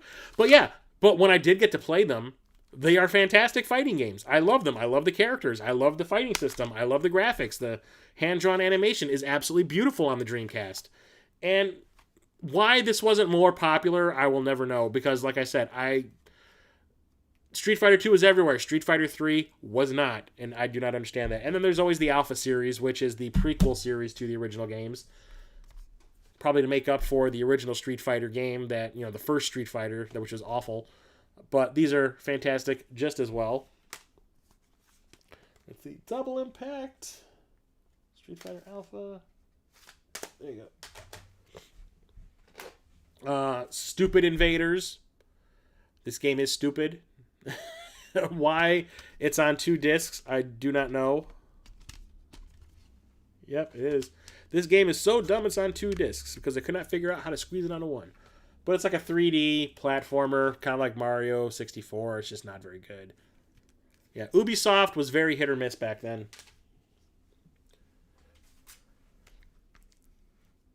Really? People hated it? I don't...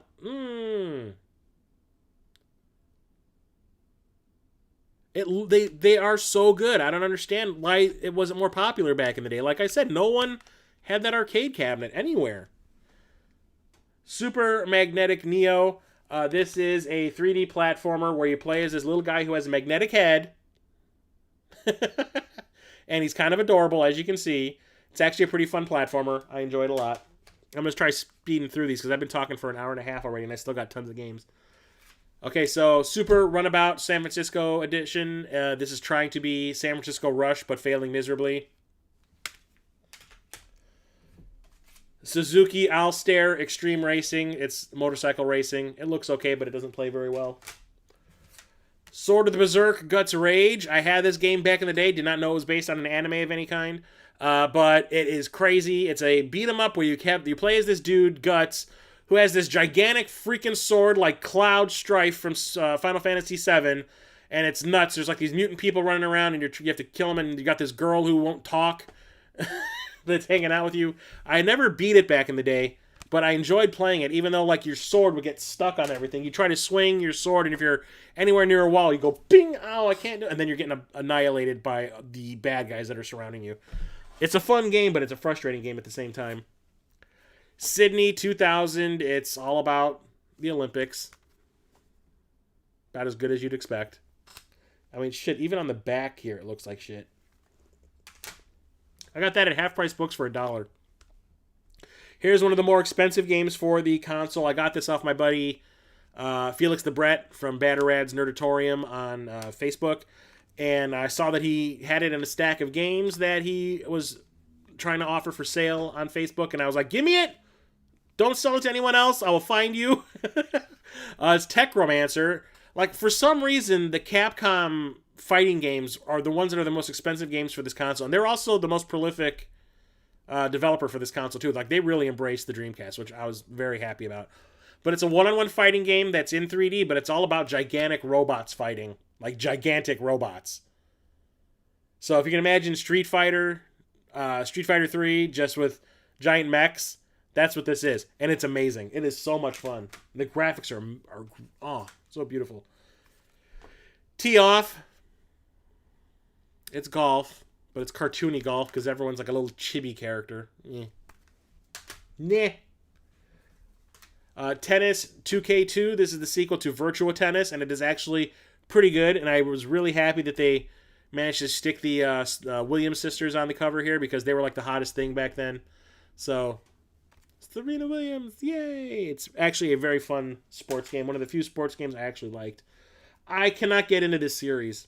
Like I said, I wasn't really big into racing games, and when I started getting into when I got into collecting again, I bought all these games, and I was not a fan of the ones that I have because one of them is sealed.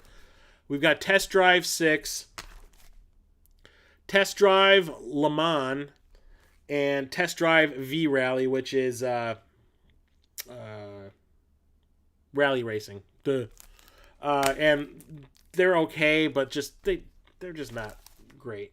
It's like these are like the Call of Duties of the racing games because like there was like games in the series coming out all the time, like and there was like no quality control from what I can tell.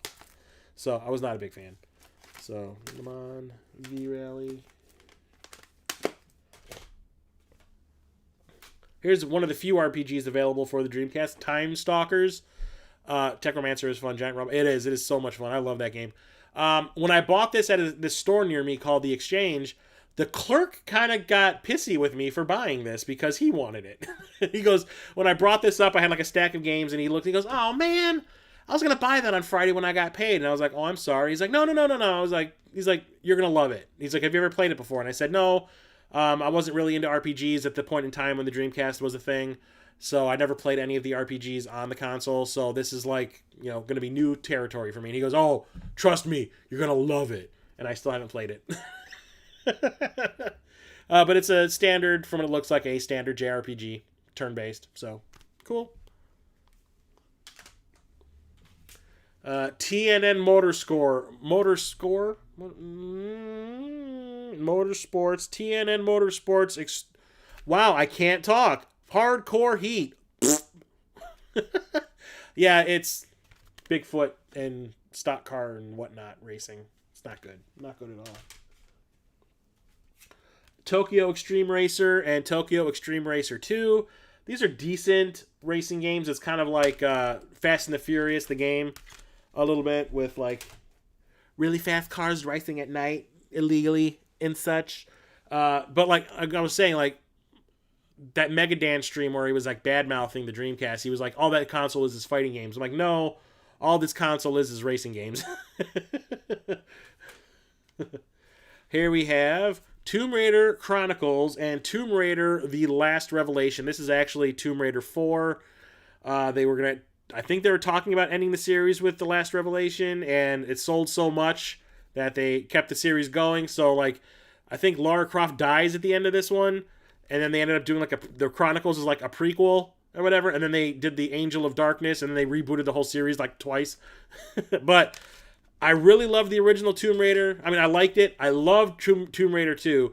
For some reason, Tomb Raider 3 lost me, and I was not interested in this when it came out for the PlayStation 1 or the Dreamcast, so I never bought this back in the day. Therefore, I was not interested in this, so I never owned these back in the day. And it's just like playing the original Tomb Raider games just with a nice coat of paint, because they're nicer looking now. But they are not great games at all. Here we have Tom Clancy's Rainbow Six and Tom Clancy's Rainbow Six Rogue Spear. These are tactical shooter games, I want to say. I've never really been into these types of games to begin with, so I can't really say if they're any good. I just like my first-person shooters. I don't want to have to like go, oh, this guy needs to go here, and this guy needs to stand here, and then, oh, if you see this person moving, shoot him. No, I don't do that. Sniper support, no. But I found this one at a Goodwill for $1.50, and this is when I first got back into collecting, so I was like thrilled. I'm like, oh my god, Dreamcast games are $1.50. I hope I can find them all like that. No, I didn't. And this one took some doing to find. I had to track this down on Amazon of all places, and I had to pay like I think $15-16 for it, which to me is like way too much, especially after I paid $1.50 for the first game. So these are awesome. These upgrades, like graphically, were amazing. Tony Hawk's Pro Skater and Tony Hawk's Pro Skater 2. Eventually got Pro Skater 2X on the PlayStation 2, which was a better upgrade. But at the time, these were like top notch, man. I love the Tony Hawk games. They are so much fun. I'm not a skateboarder myself, but a friend of mine was, and I knew about skateboarding culture and skateboarding all this through him. So playing these games, I felt like I was in the know. I knew exactly what they were talking about when they were naming off these stupid trick names and stuff, when you would do them and all that. But they're fantastic. All the different tasks you need to do, like you got to spell out skate, or you got to break all these windows in one level, or knock over all these garbage cans in another. It's just, they were stupid objectives, but it was fun because the level designs were so good. The play control was where it was at. These games are so much fun to play based on that. And I think it was in part 2 where you get to play as Bam Margera. I think. One of these you got to play as Bam Margera. Maybe it was part 3. I can't remember. Yeah. Whatever. And now we got Tony Hawk's Pro Skater 5, which is like one of the most broke-ass games ever. Toy Commander. This was a game I bought pretty early on in the console, and it's really fun. You play as, like, you're basically in a kid's room, and you have like toy vehicles that you can commandeer and fly around or drive around and do missions and stuff. It is really, really fun. It says there's 35 different vehicles you can play as. Wow. But it's really enjoyable. I enjoy this one a lot. I said enjoy a lot. Toy Story 2, Buzz Lightyear to the Rescue. I talked about the Buzz Lightyear game that was based on the Buzz Lightyear Saturday morning cartoon earlier in this, like it was last week. God, I got the hiccups now. Shit.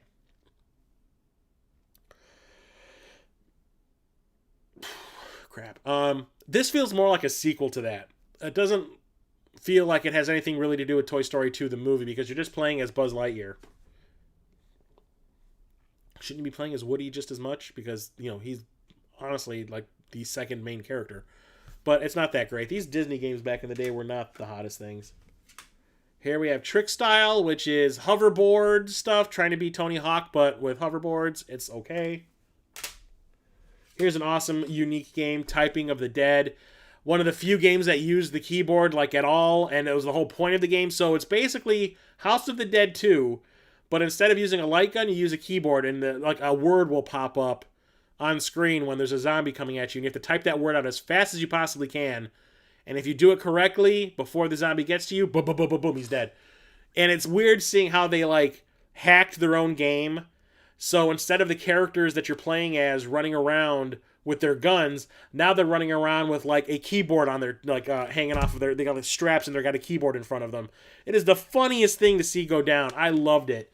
And it's a unique take on this game. It made it fresh again because it was totally different concept, and I loved it. It was like Sega was sitting there going, like, how can we, like, figure something out to make this keyboard peripheral sell? Let's do this. And I think it was a fantastic idea because it's just so novel. UFC Fighting Championships. I played the shit out of this game back when it first came out. I thought it was a cool take on a fighting game because it was, you kind of have to, like, balance your character. You have to, like, give them stat updates and, you know, change this, change that, train them in a certain way to get them to do certain moves. And, like, when I got maybe halfway through the game, I got stuck because I had not trained my character right. And holy crap, did this game get hard. So I've never really gone past halfway, but I know friends of mine think that this is still, like, one of the best fighting games ever, and they still go back and play it, which is saying something about the quality of it. So that's how we haven't gotten a new Typing of the Dead since Typing of the Dead, or Typing of the Dead Over. They did Typing of the Dead Overkill? What? That is nuts. Got this one at the Game Dude as well. Urban Chaos. It's a 3D beat 'em up where you play as a cop, I think. Yeah, she's a female cop, and then there's also another character who's an ex-soldier. And it's a beat 'em up, and it's actually not too bad. It's actually kind of fun. I like this one a lot. In 3D. This is also one of the worst games of all time on the Dreamcast and in games in general. It's a racing game again, and it's called Vanishing Point. So when I picked this game up, I was like, I wonder if that's based on that racing movie, Vanishing Point, that they were talking about in Grindhouse. If you ever saw the Grindhouse movie, the one that was a Quentin Tarantino and a Robert Rodriguez movie combined into one, there was... I cannot remember the name of the Quentin Tarantino movie, but the reason why that girl was on the hood of that car at the end of the movie is because she was trying to recreate a scene from this movie called Vanishing Point. So I'm assuming that, well, that movie was about racing. There's a video game out there that's about racing called Vanishing Point. It must be a licensed game. It's not. It is a shit-tastic racing game. Everything about it is broken. Not nearly as bad as Spirit of Speed, This one is just as bad, though, in other ways. It is not fun. It is broken. Broken. So Krillin... Oh, it's on PC only. Oh, it makes sense if it's on PC only. But Krillin, didn't you say you were just going to go out and buy this game? Vigilante 8 Second Offense. It's a car or vehicle combat game, just like Twisted Metal. I really enjoyed the first one. For some reason, I could not get into the second one. Don't ask me why. I mean, it's honestly the exact same game. Just with a couple more characters to choose from and all that. But I don't know why this one just did not do it for me. Maybe it was just combat or vehicular combat on the Dreamcast just didn't agree with me at all. I don't know why, but I couldn't get into it. Virtua Athlete 2000. This is Sega's like Virtua series, but this is like their Olympics version. It's still sealed. And I don't know if I will ever open it because it's got a sticker on the front that says from the team who brought you Virtua Tennis. So maybe I'll leave this one sealed. I don't think I need to play that.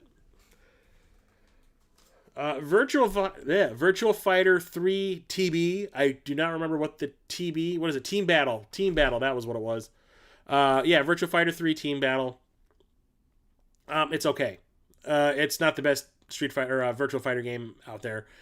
I thought it should have been because it was on the Dreamcast. I'm like, finally, we're gonna get something that like resembles a game and not have these like super blocky, janky characters to play as. Don't get me wrong, I like Virtual Fighter 1 and 2, but those graphics definitely left something to be desired. And we got one that looked better but didn't play better. So I was kind of disappointed. It's not bad, it's just not great. This one, on the other hand, is awesome. And that's Virtual On, or I can never pronounce this, Oratorio Tangram. Sequel to Virtual On. I absolutely love it. It's sort of like vehicular combat, but it's always like a one-on-one situation. So it's almost like a fighting game. But why is this published by Activision when it was a Sega game? That makes no sense, people. But you're basically a giant mech, or you're like a mech vehicle type thing, and you're fighting another mech in an arena. And it's super fun. The original one was an arcade game. I absolutely loved it. Played it all the time. A friend of mine had the Saturn version, and he actually, like, I remember I went with him to, like, 12 or 13 Funko Lands trying to find the controllers that you would use for Virtual On. He still has them. And I saw him, like, a month ago, and I was like, you still have those controllers for Virtual On? And he said, yeah, I do. And I'm like, if you ever want to get rid of them, you know who to talk to. He's like, yeah, okay. But yeah, I need to track one of those down because I need that for my Saturn. But yeah, it's a fun, really fun game. Graphic powerhouse too. I mean, I remember it looked absolutely fantastic. That's a must-have for the Dreamcast. Got this at Midwest Gaming Classic. So like I keep on saying, maybe I'll be able to complete my collection at the Midwest Gaming Classic because these are all common games. I said that this year when I went. Like, they're all common games. They should just be laying all over the place in that, that dealer's hall. No, this was the only one that I found that wasn't one of the expensive games that I already own. So, yeah, Virtua Striker 2, it's a soccer game. It's soccer. Yay. The only Sega All-Stars version game that I have, and the only reason I have this one is because I got this at a Goodwill for like $1.50 too. That's Virtual Tennis. I need to upgrade this and get the Black Label version because I'm not trying to get like all these variants. Like I say, I want to get all the original Black Label versions of everything. I've already replaced a couple that I have in my like when I first started getting into collecting, I was buying everything I could find. So I had a couple other of these All-Stars and I got rid of them and got the Black Label versions a while back. This is the last one I need to do that for. But it's a fun tennis game. I remember I played this in the arcade all the time at GameWorks. It was really entertaining. So who was talking about wacky races in the chat?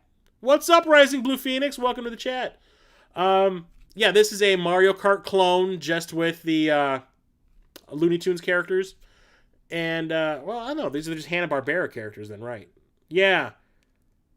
Penelope Pitstop, Dick Dastardly, and Muttley, and the Slag Bros. Yeah. I haven't spent a lot of time playing this one, but from what I did play, I thought it was okay. I've played better Mario Kart clones before. But at least the designs of everything are pretty nice. Very, very overly cartoony if you can actually see what's going on here. Got this at Game Dude. Got all these damn games at Game Dude, dude. Game Dude, what? Just getting ready for work. Muttley. But yeah, this one's okay. The one that I want to talk about is this one. Walt Disney World Quest Magical Racing Tour. So, I was dating a certain somebody at some point. Certain lady who said that she loves Mario Kart. Mario Kart was one of her favorite series of games. But This game is so much better than Mario Kart. Like I used to do another show on YouTube. It was called Toasty. I did it with my friend Josh. It was kind of like a talk show where we'd sit on my couch, and sometimes we would have a guest. Sometimes it would just be the two of us where we talk about geeky topics. And we brought my ex-girlfriend on to talk about video games, and she brought this one up. This was the game she wanted to talk about for the episode, but she was talking about the PlayStation 1 version. I actually went to People Play Games when they were still around, when we first started dating, and she found a PlayStation 1 copy of it and bought it because she wanted to play it again because she used to love it when she was a kid. And she still was claiming this is better than Mario Kart. So when I got back into collecting, the first thing I did was try to find a copy of this so I could play it with her. So she was all excited, and I booted it up. I was playing it through the VGA cable. The game looked fantastic on my high-def TV. And she even said so. She's like, wow, this is a huge graphical upgrade, from my PlayStation 1 edition. I said, okay. So at least I can say that, the game looks good. And while we were playing it together, we were playing like not co-op, we're playing against each other, versus, I literally fell asleep playing this game. I nodded off, and she kept on going like, where are you? I've crossed the finish line. And I was like,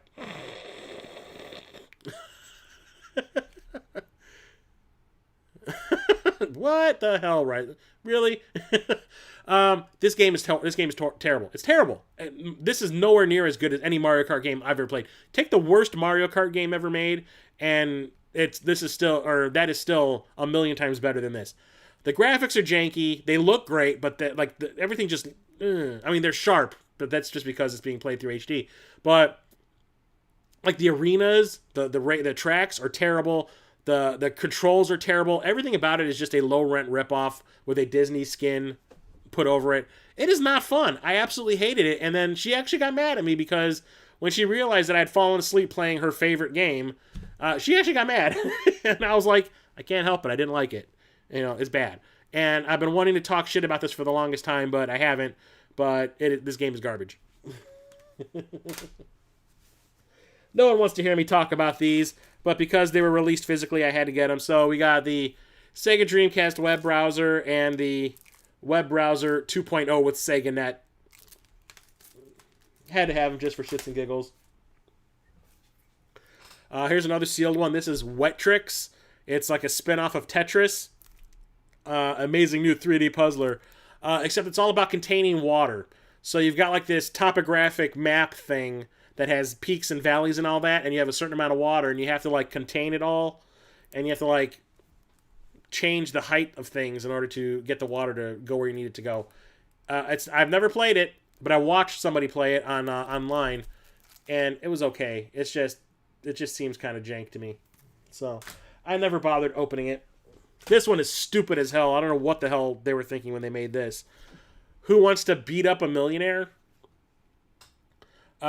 It's obviously a parody of Who Wants to Be a Millionaire. It's just not good. I played this for a good 5 minutes, and I turned it off, and I'll probably never put it in my Dreamcast again. But, like I say, you want the entire collection. You got to have it. It's a dumb game. Just dumb. Then we have Wild Metal.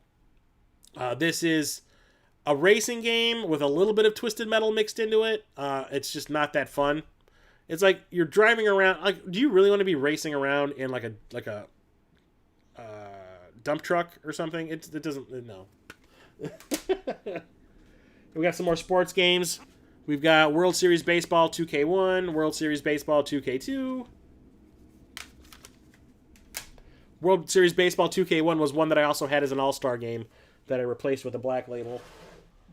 Worms Armageddon and Worms World Party. I absolutely love the Worms games. They're so much fun playing single player and multiplayer when you got people just shooting each other, effing up, like missing or misjudging how much power they need to put behind throwing that little grenade at you, and it bounces back and lands on them and they die. And they get pulled into the water and drown.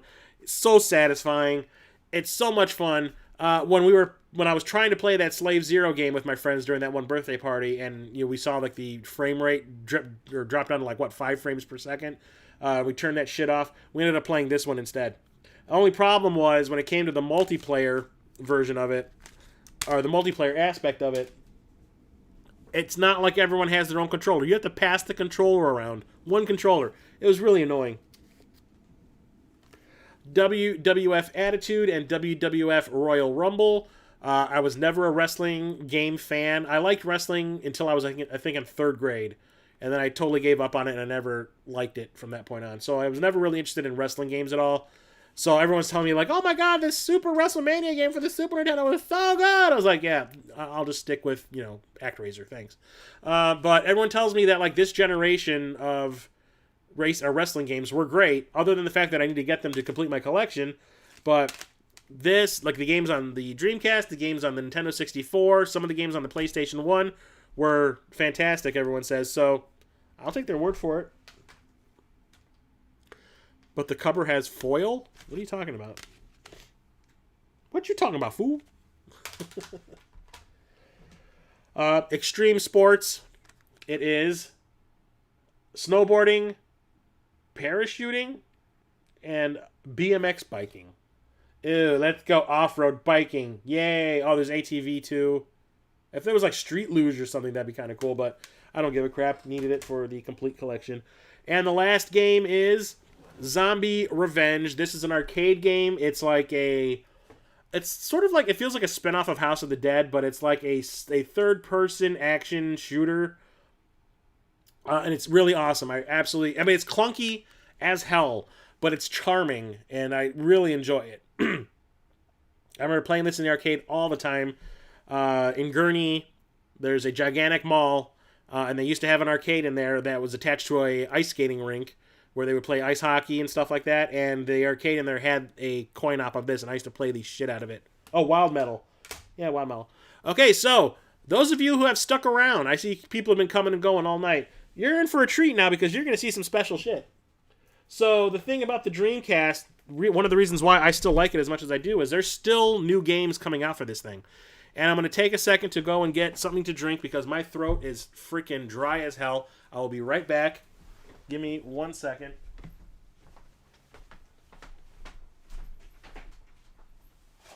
Luckily, I have stuff right here. I'm not a soda person, but I do like me some Sprecher's soda, and they got this cherry soda that's actually pretty delicious. I usually just drink iced tea. Every once in a while, I like a little sugary drink. Okay, so there's still brand new Dreamcast games coming out for this console, which is fantastic. And on top of that, it's pretty easy to make repros for it. Nice shirt. Thank you, Snack Pliskin. So let's have a drinky drink.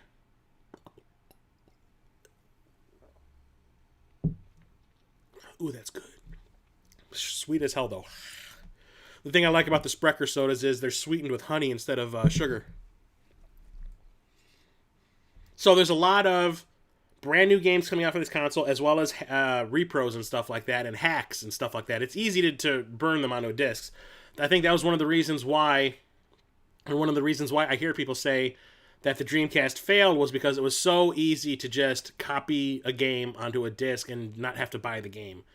Like, you borrow a copy from a friend that owns the game, you burn your own, and it'll play on the Dreamcast without any problems. So, like, the piracy thing was what everyone says is what killed the Dreamcast. But that also makes it easy for people to port things to the console that, might have been only available in Japan. Also to make their own games and all that, because you don't have any special hardware or anything, or software. So, I have a lot of, like, brand new games for this console, as well as some repros and stuff. So, you guys ready? No, but I've driven past the brewery in Milwaukee. I'm going to be in Milwaukee in April for the Midwest Gaming Classic. Maybe I should stop by there. Get a free sample. Okay, so we've got what I think is the worst named game in existence, Alice's Mom's Rescue.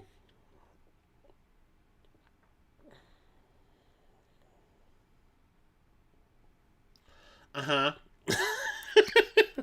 There's like 13 different updates to this game out there. There's like version 2.0, version 12.0. I don't know how many of them are out there, but I see them on eBay all the time. And I'm like, I'm just going to buy one and stick with it. How about that? But it's a retro-style platformer. You can kind of see. It looks like a basic bitch and a half. Which is why I haven't opened it to play it. Because I'm just kind of like, yeah, I guess. I mean, it looks like it's trying to be Mario Brothers. I'll play it eventually. I'm just not in any rush to. This one I needed to get. I think this is a port of a Neo Geo fighting game. It's called Breakers. I had to get this through Play Asia. And it's still sealed and all that. But Radical Reggie was the one who turned me on to this one. I was talking to him about fighting games in that one live stream that we did like years ago. And he was like, oh, have you heard about that Breakers game? This was like offline when I didn't put any of this in the video. But he was like, yeah, there's this new game coming out for the Dreamcast through Play Asia, this port of a Neo Geo game. You need to have it because Breakers is a fantastic game. So the moment this went up for sale, I picked it up. And it looks pretty cool, but like I said, have not played it. This one, oh god. Cool Herders. Another one with a terrible name. So what this looks like to me, since I haven't played it, it's still sealed, is Pac-Man, but you're herding sheep. So it's like a mix between Pac-Man and like Adventures of Lolo, but you're herding sheep.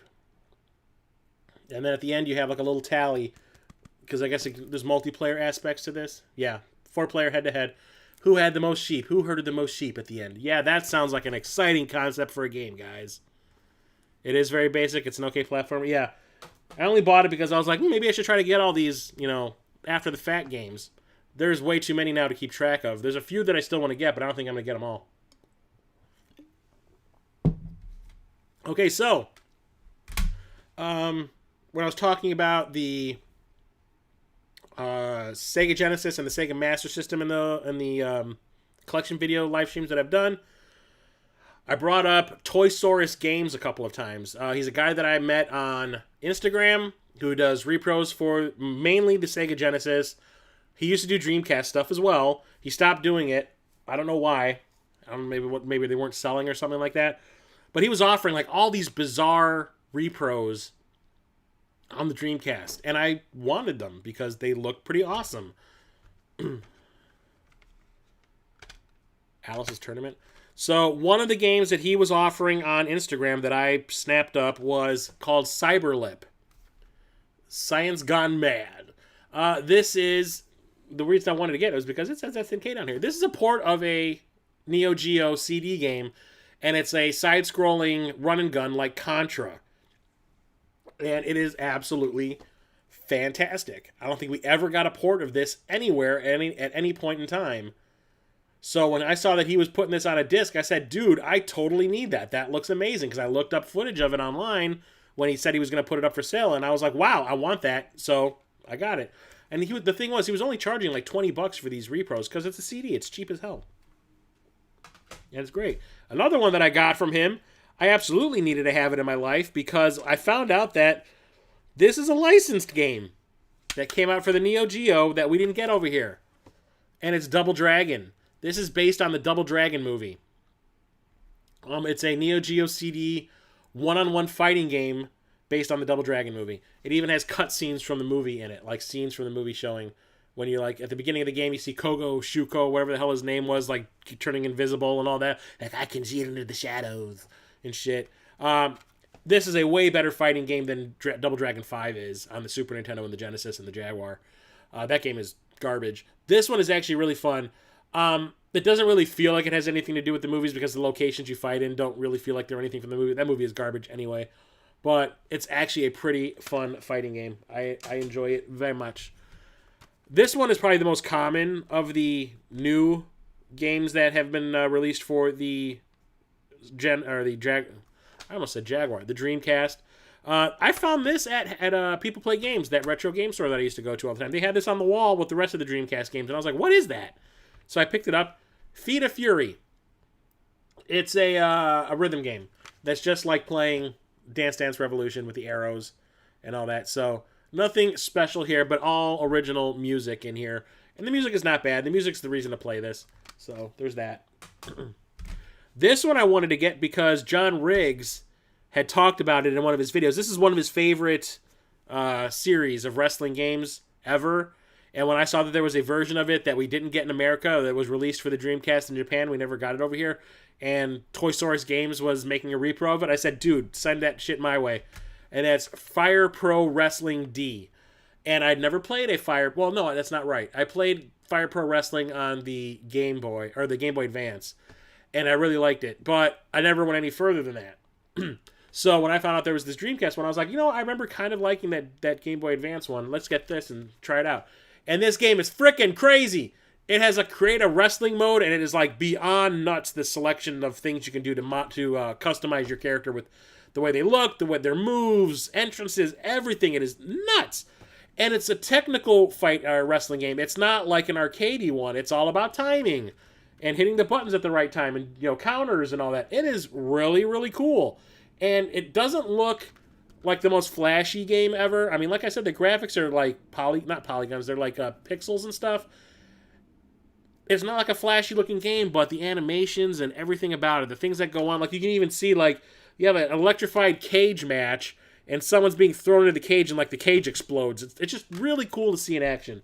It's a great game. I wish we got more. There is that one that came out for the PlayStation 4, I think, not too long ago. But before that, we hadn't had one since the PlayStation 2. I think it's Fire Pro Wrestling Returns. It's a great series. I actually have one for the Super Famicom. Okay, so Kickstarter time. How many in the chat here know Saru Maru? He's my buddy. Met him at the Midwest Gaming Classic. Well, I saw him the year before. I saw him in 2017. I actually talked to him in 2018. Got a picture with him. Nice guy. He made his own video game for the TurboGrafx 16, the Turbo CD, called FX Unit Yuki. And I kickstarted it. And I haven't played it yet, but I played the demo, and the demo was fantastic, and I've watched people stream it, and it's an amazing game. I love it. Well, I need to play it so I can experience it myself.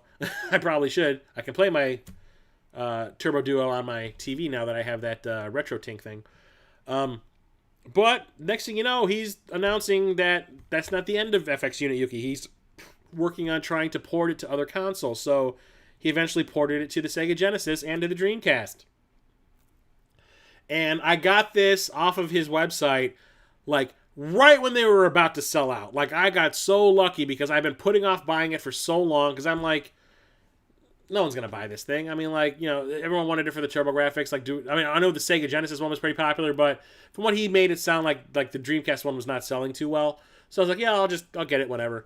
And finally, I was like, okay, I'm going to go pick it up. And he said to me, when he saw that my name had popped up, that he was shipping this to me, he was just kind of like, oh shit, like you're going to get one of the last copies that's available. So I got lucky with that one.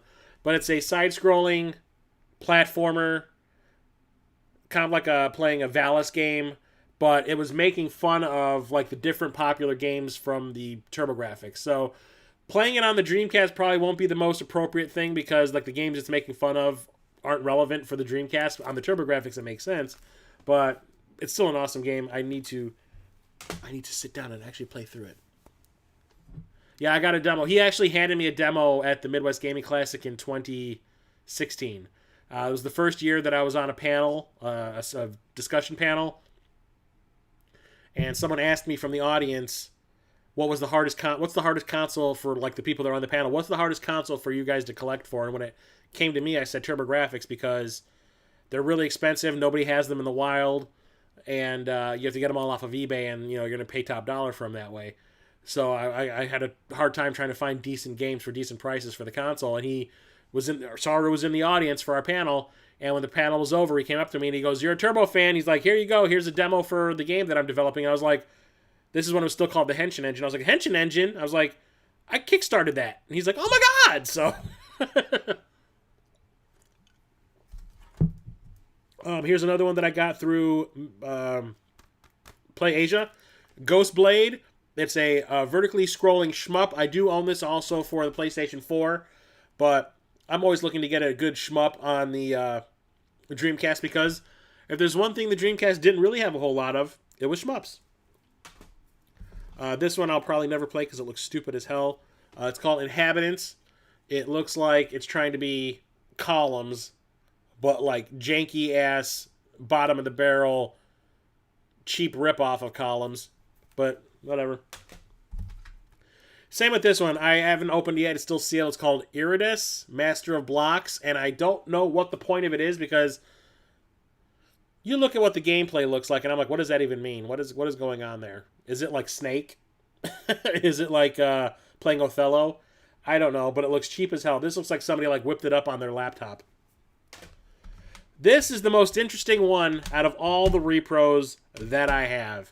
Okay, are you guys ready for this? Are you? If you didn't see my live stream episode of Dreamcasting, like where I talk about my Dreamcast collection, trying to get the complete collection, the last one that I did was the only live one I've done. And I talked about this, and people lost their shit, including Sarumaru. He lost his shit about this. So, Toy Source Games put this up on his Instagram feed, and he's like, look, I'm going to be selling these repros, or it's a hack, on the Dreamcast. Get it while you can, because it's the only time you're ever going to see this game on anything that is not Nintendo. Ready? The Legend of Zelda... What? The Legend of Zelda Return of the Hylian. This is a hack of Link to the Past. Brand new game, just made with the Link to the Past assets. You're going to play a Zelda game on the Dreamcast. That was the most novel thing ever, and I said, dude, give it to me. Give it to me now. And he only made like 10 copies of this or something. So I was pretty lucky that I snatched a copy of it up when I could. And it's actually really cool. Playing it with the Dreamcast controller, not the best way to play a Zelda game, I will admit. But, I mean, it's amazing that I'm playing a Zelda game on a Sega console. Yeah, it's amazing. I was so glad that I was able to pick this up. And the last one that I picked up from Toysaurus was another one that I was like, okay, that's awesome. How's that going to work? And will it work through my VGA cable? And it's Neo Geo 50+. There's 50+ Neo Geo games on this one disc. What's on it? There's actually 58 total. You ready for this? Sports titles: 2020 Super Baseball, Baseball Stars 2, Power Spikes 2, Tecmo World Soccer 96, Goal, League Bowling, Soccer Brawl, Super Sidekicks, Top Players Golf, Thrash Rally, and Windjammers, which is amazing. Puzzle games: you got Bust a Move Again, aka Puzzle Bobble 2, Joy Kid, aka Puzzled, Magical Drop, which is a great series of games, Neo Bomberman, Panic Bomber, Pop and Bounce, Puzzle Bobble 1, aka Bust a Move, Puzzle Dupon, Zin Trick, and Zupapa. Other, which are just like random things: Bang Bead, Battle Flip Shot, Ghost Lop, Legend of Failure Joe. What? Columns, Neopong, and Captain Tomaday. When it comes to fighters, there's only 4 games on here. The Neo Geo was the land of fighting, the land of fighting games, and they've only put 4 of them on here, probably because I think he was planning on making one that was just nothing but fighters.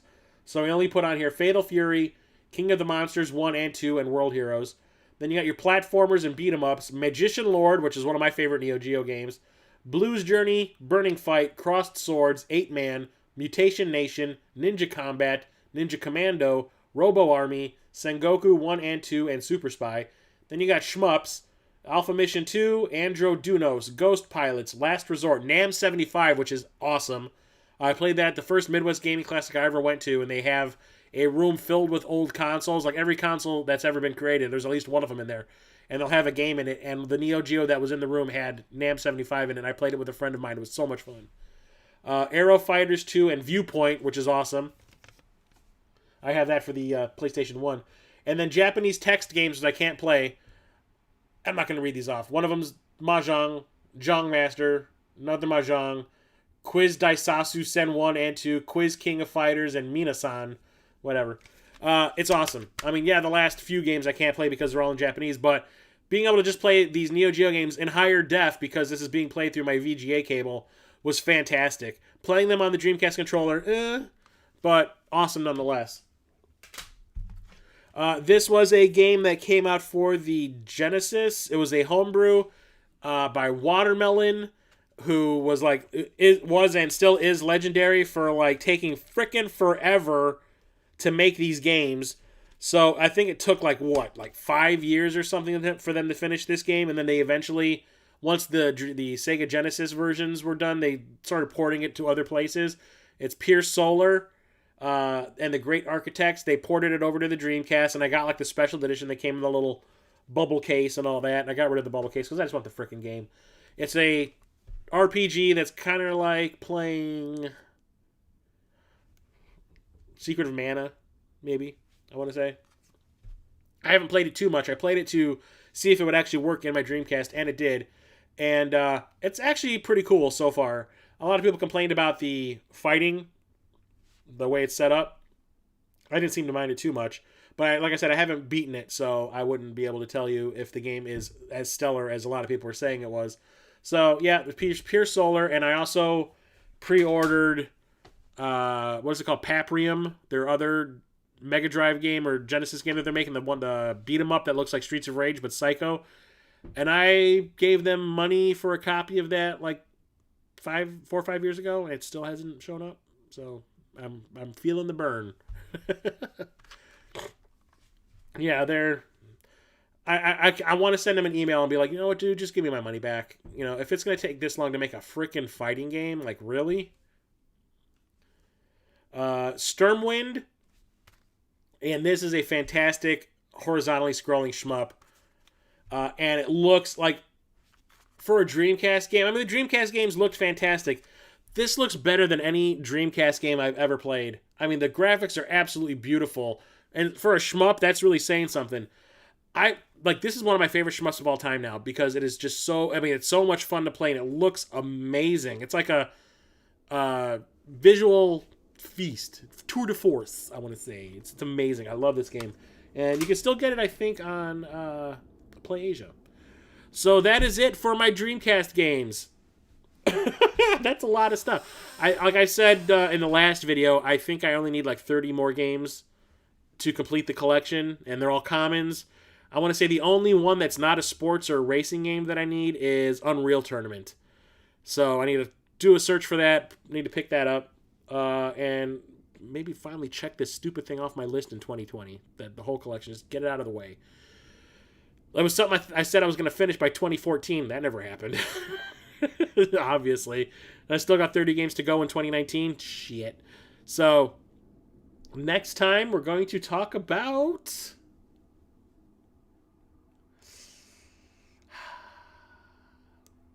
I don't know. What shall we talk about? Maybe the PlayStation 2? I think I'll go for the PlayStation 2. That's going to be a long one, because aside from my PlayStation 4 collection, my PlayStation 2 collection is my second largest collection that I own. So that might be split into like 3 parts. You threw money at Paprium also. I mean, I looked amazing. I fell for it.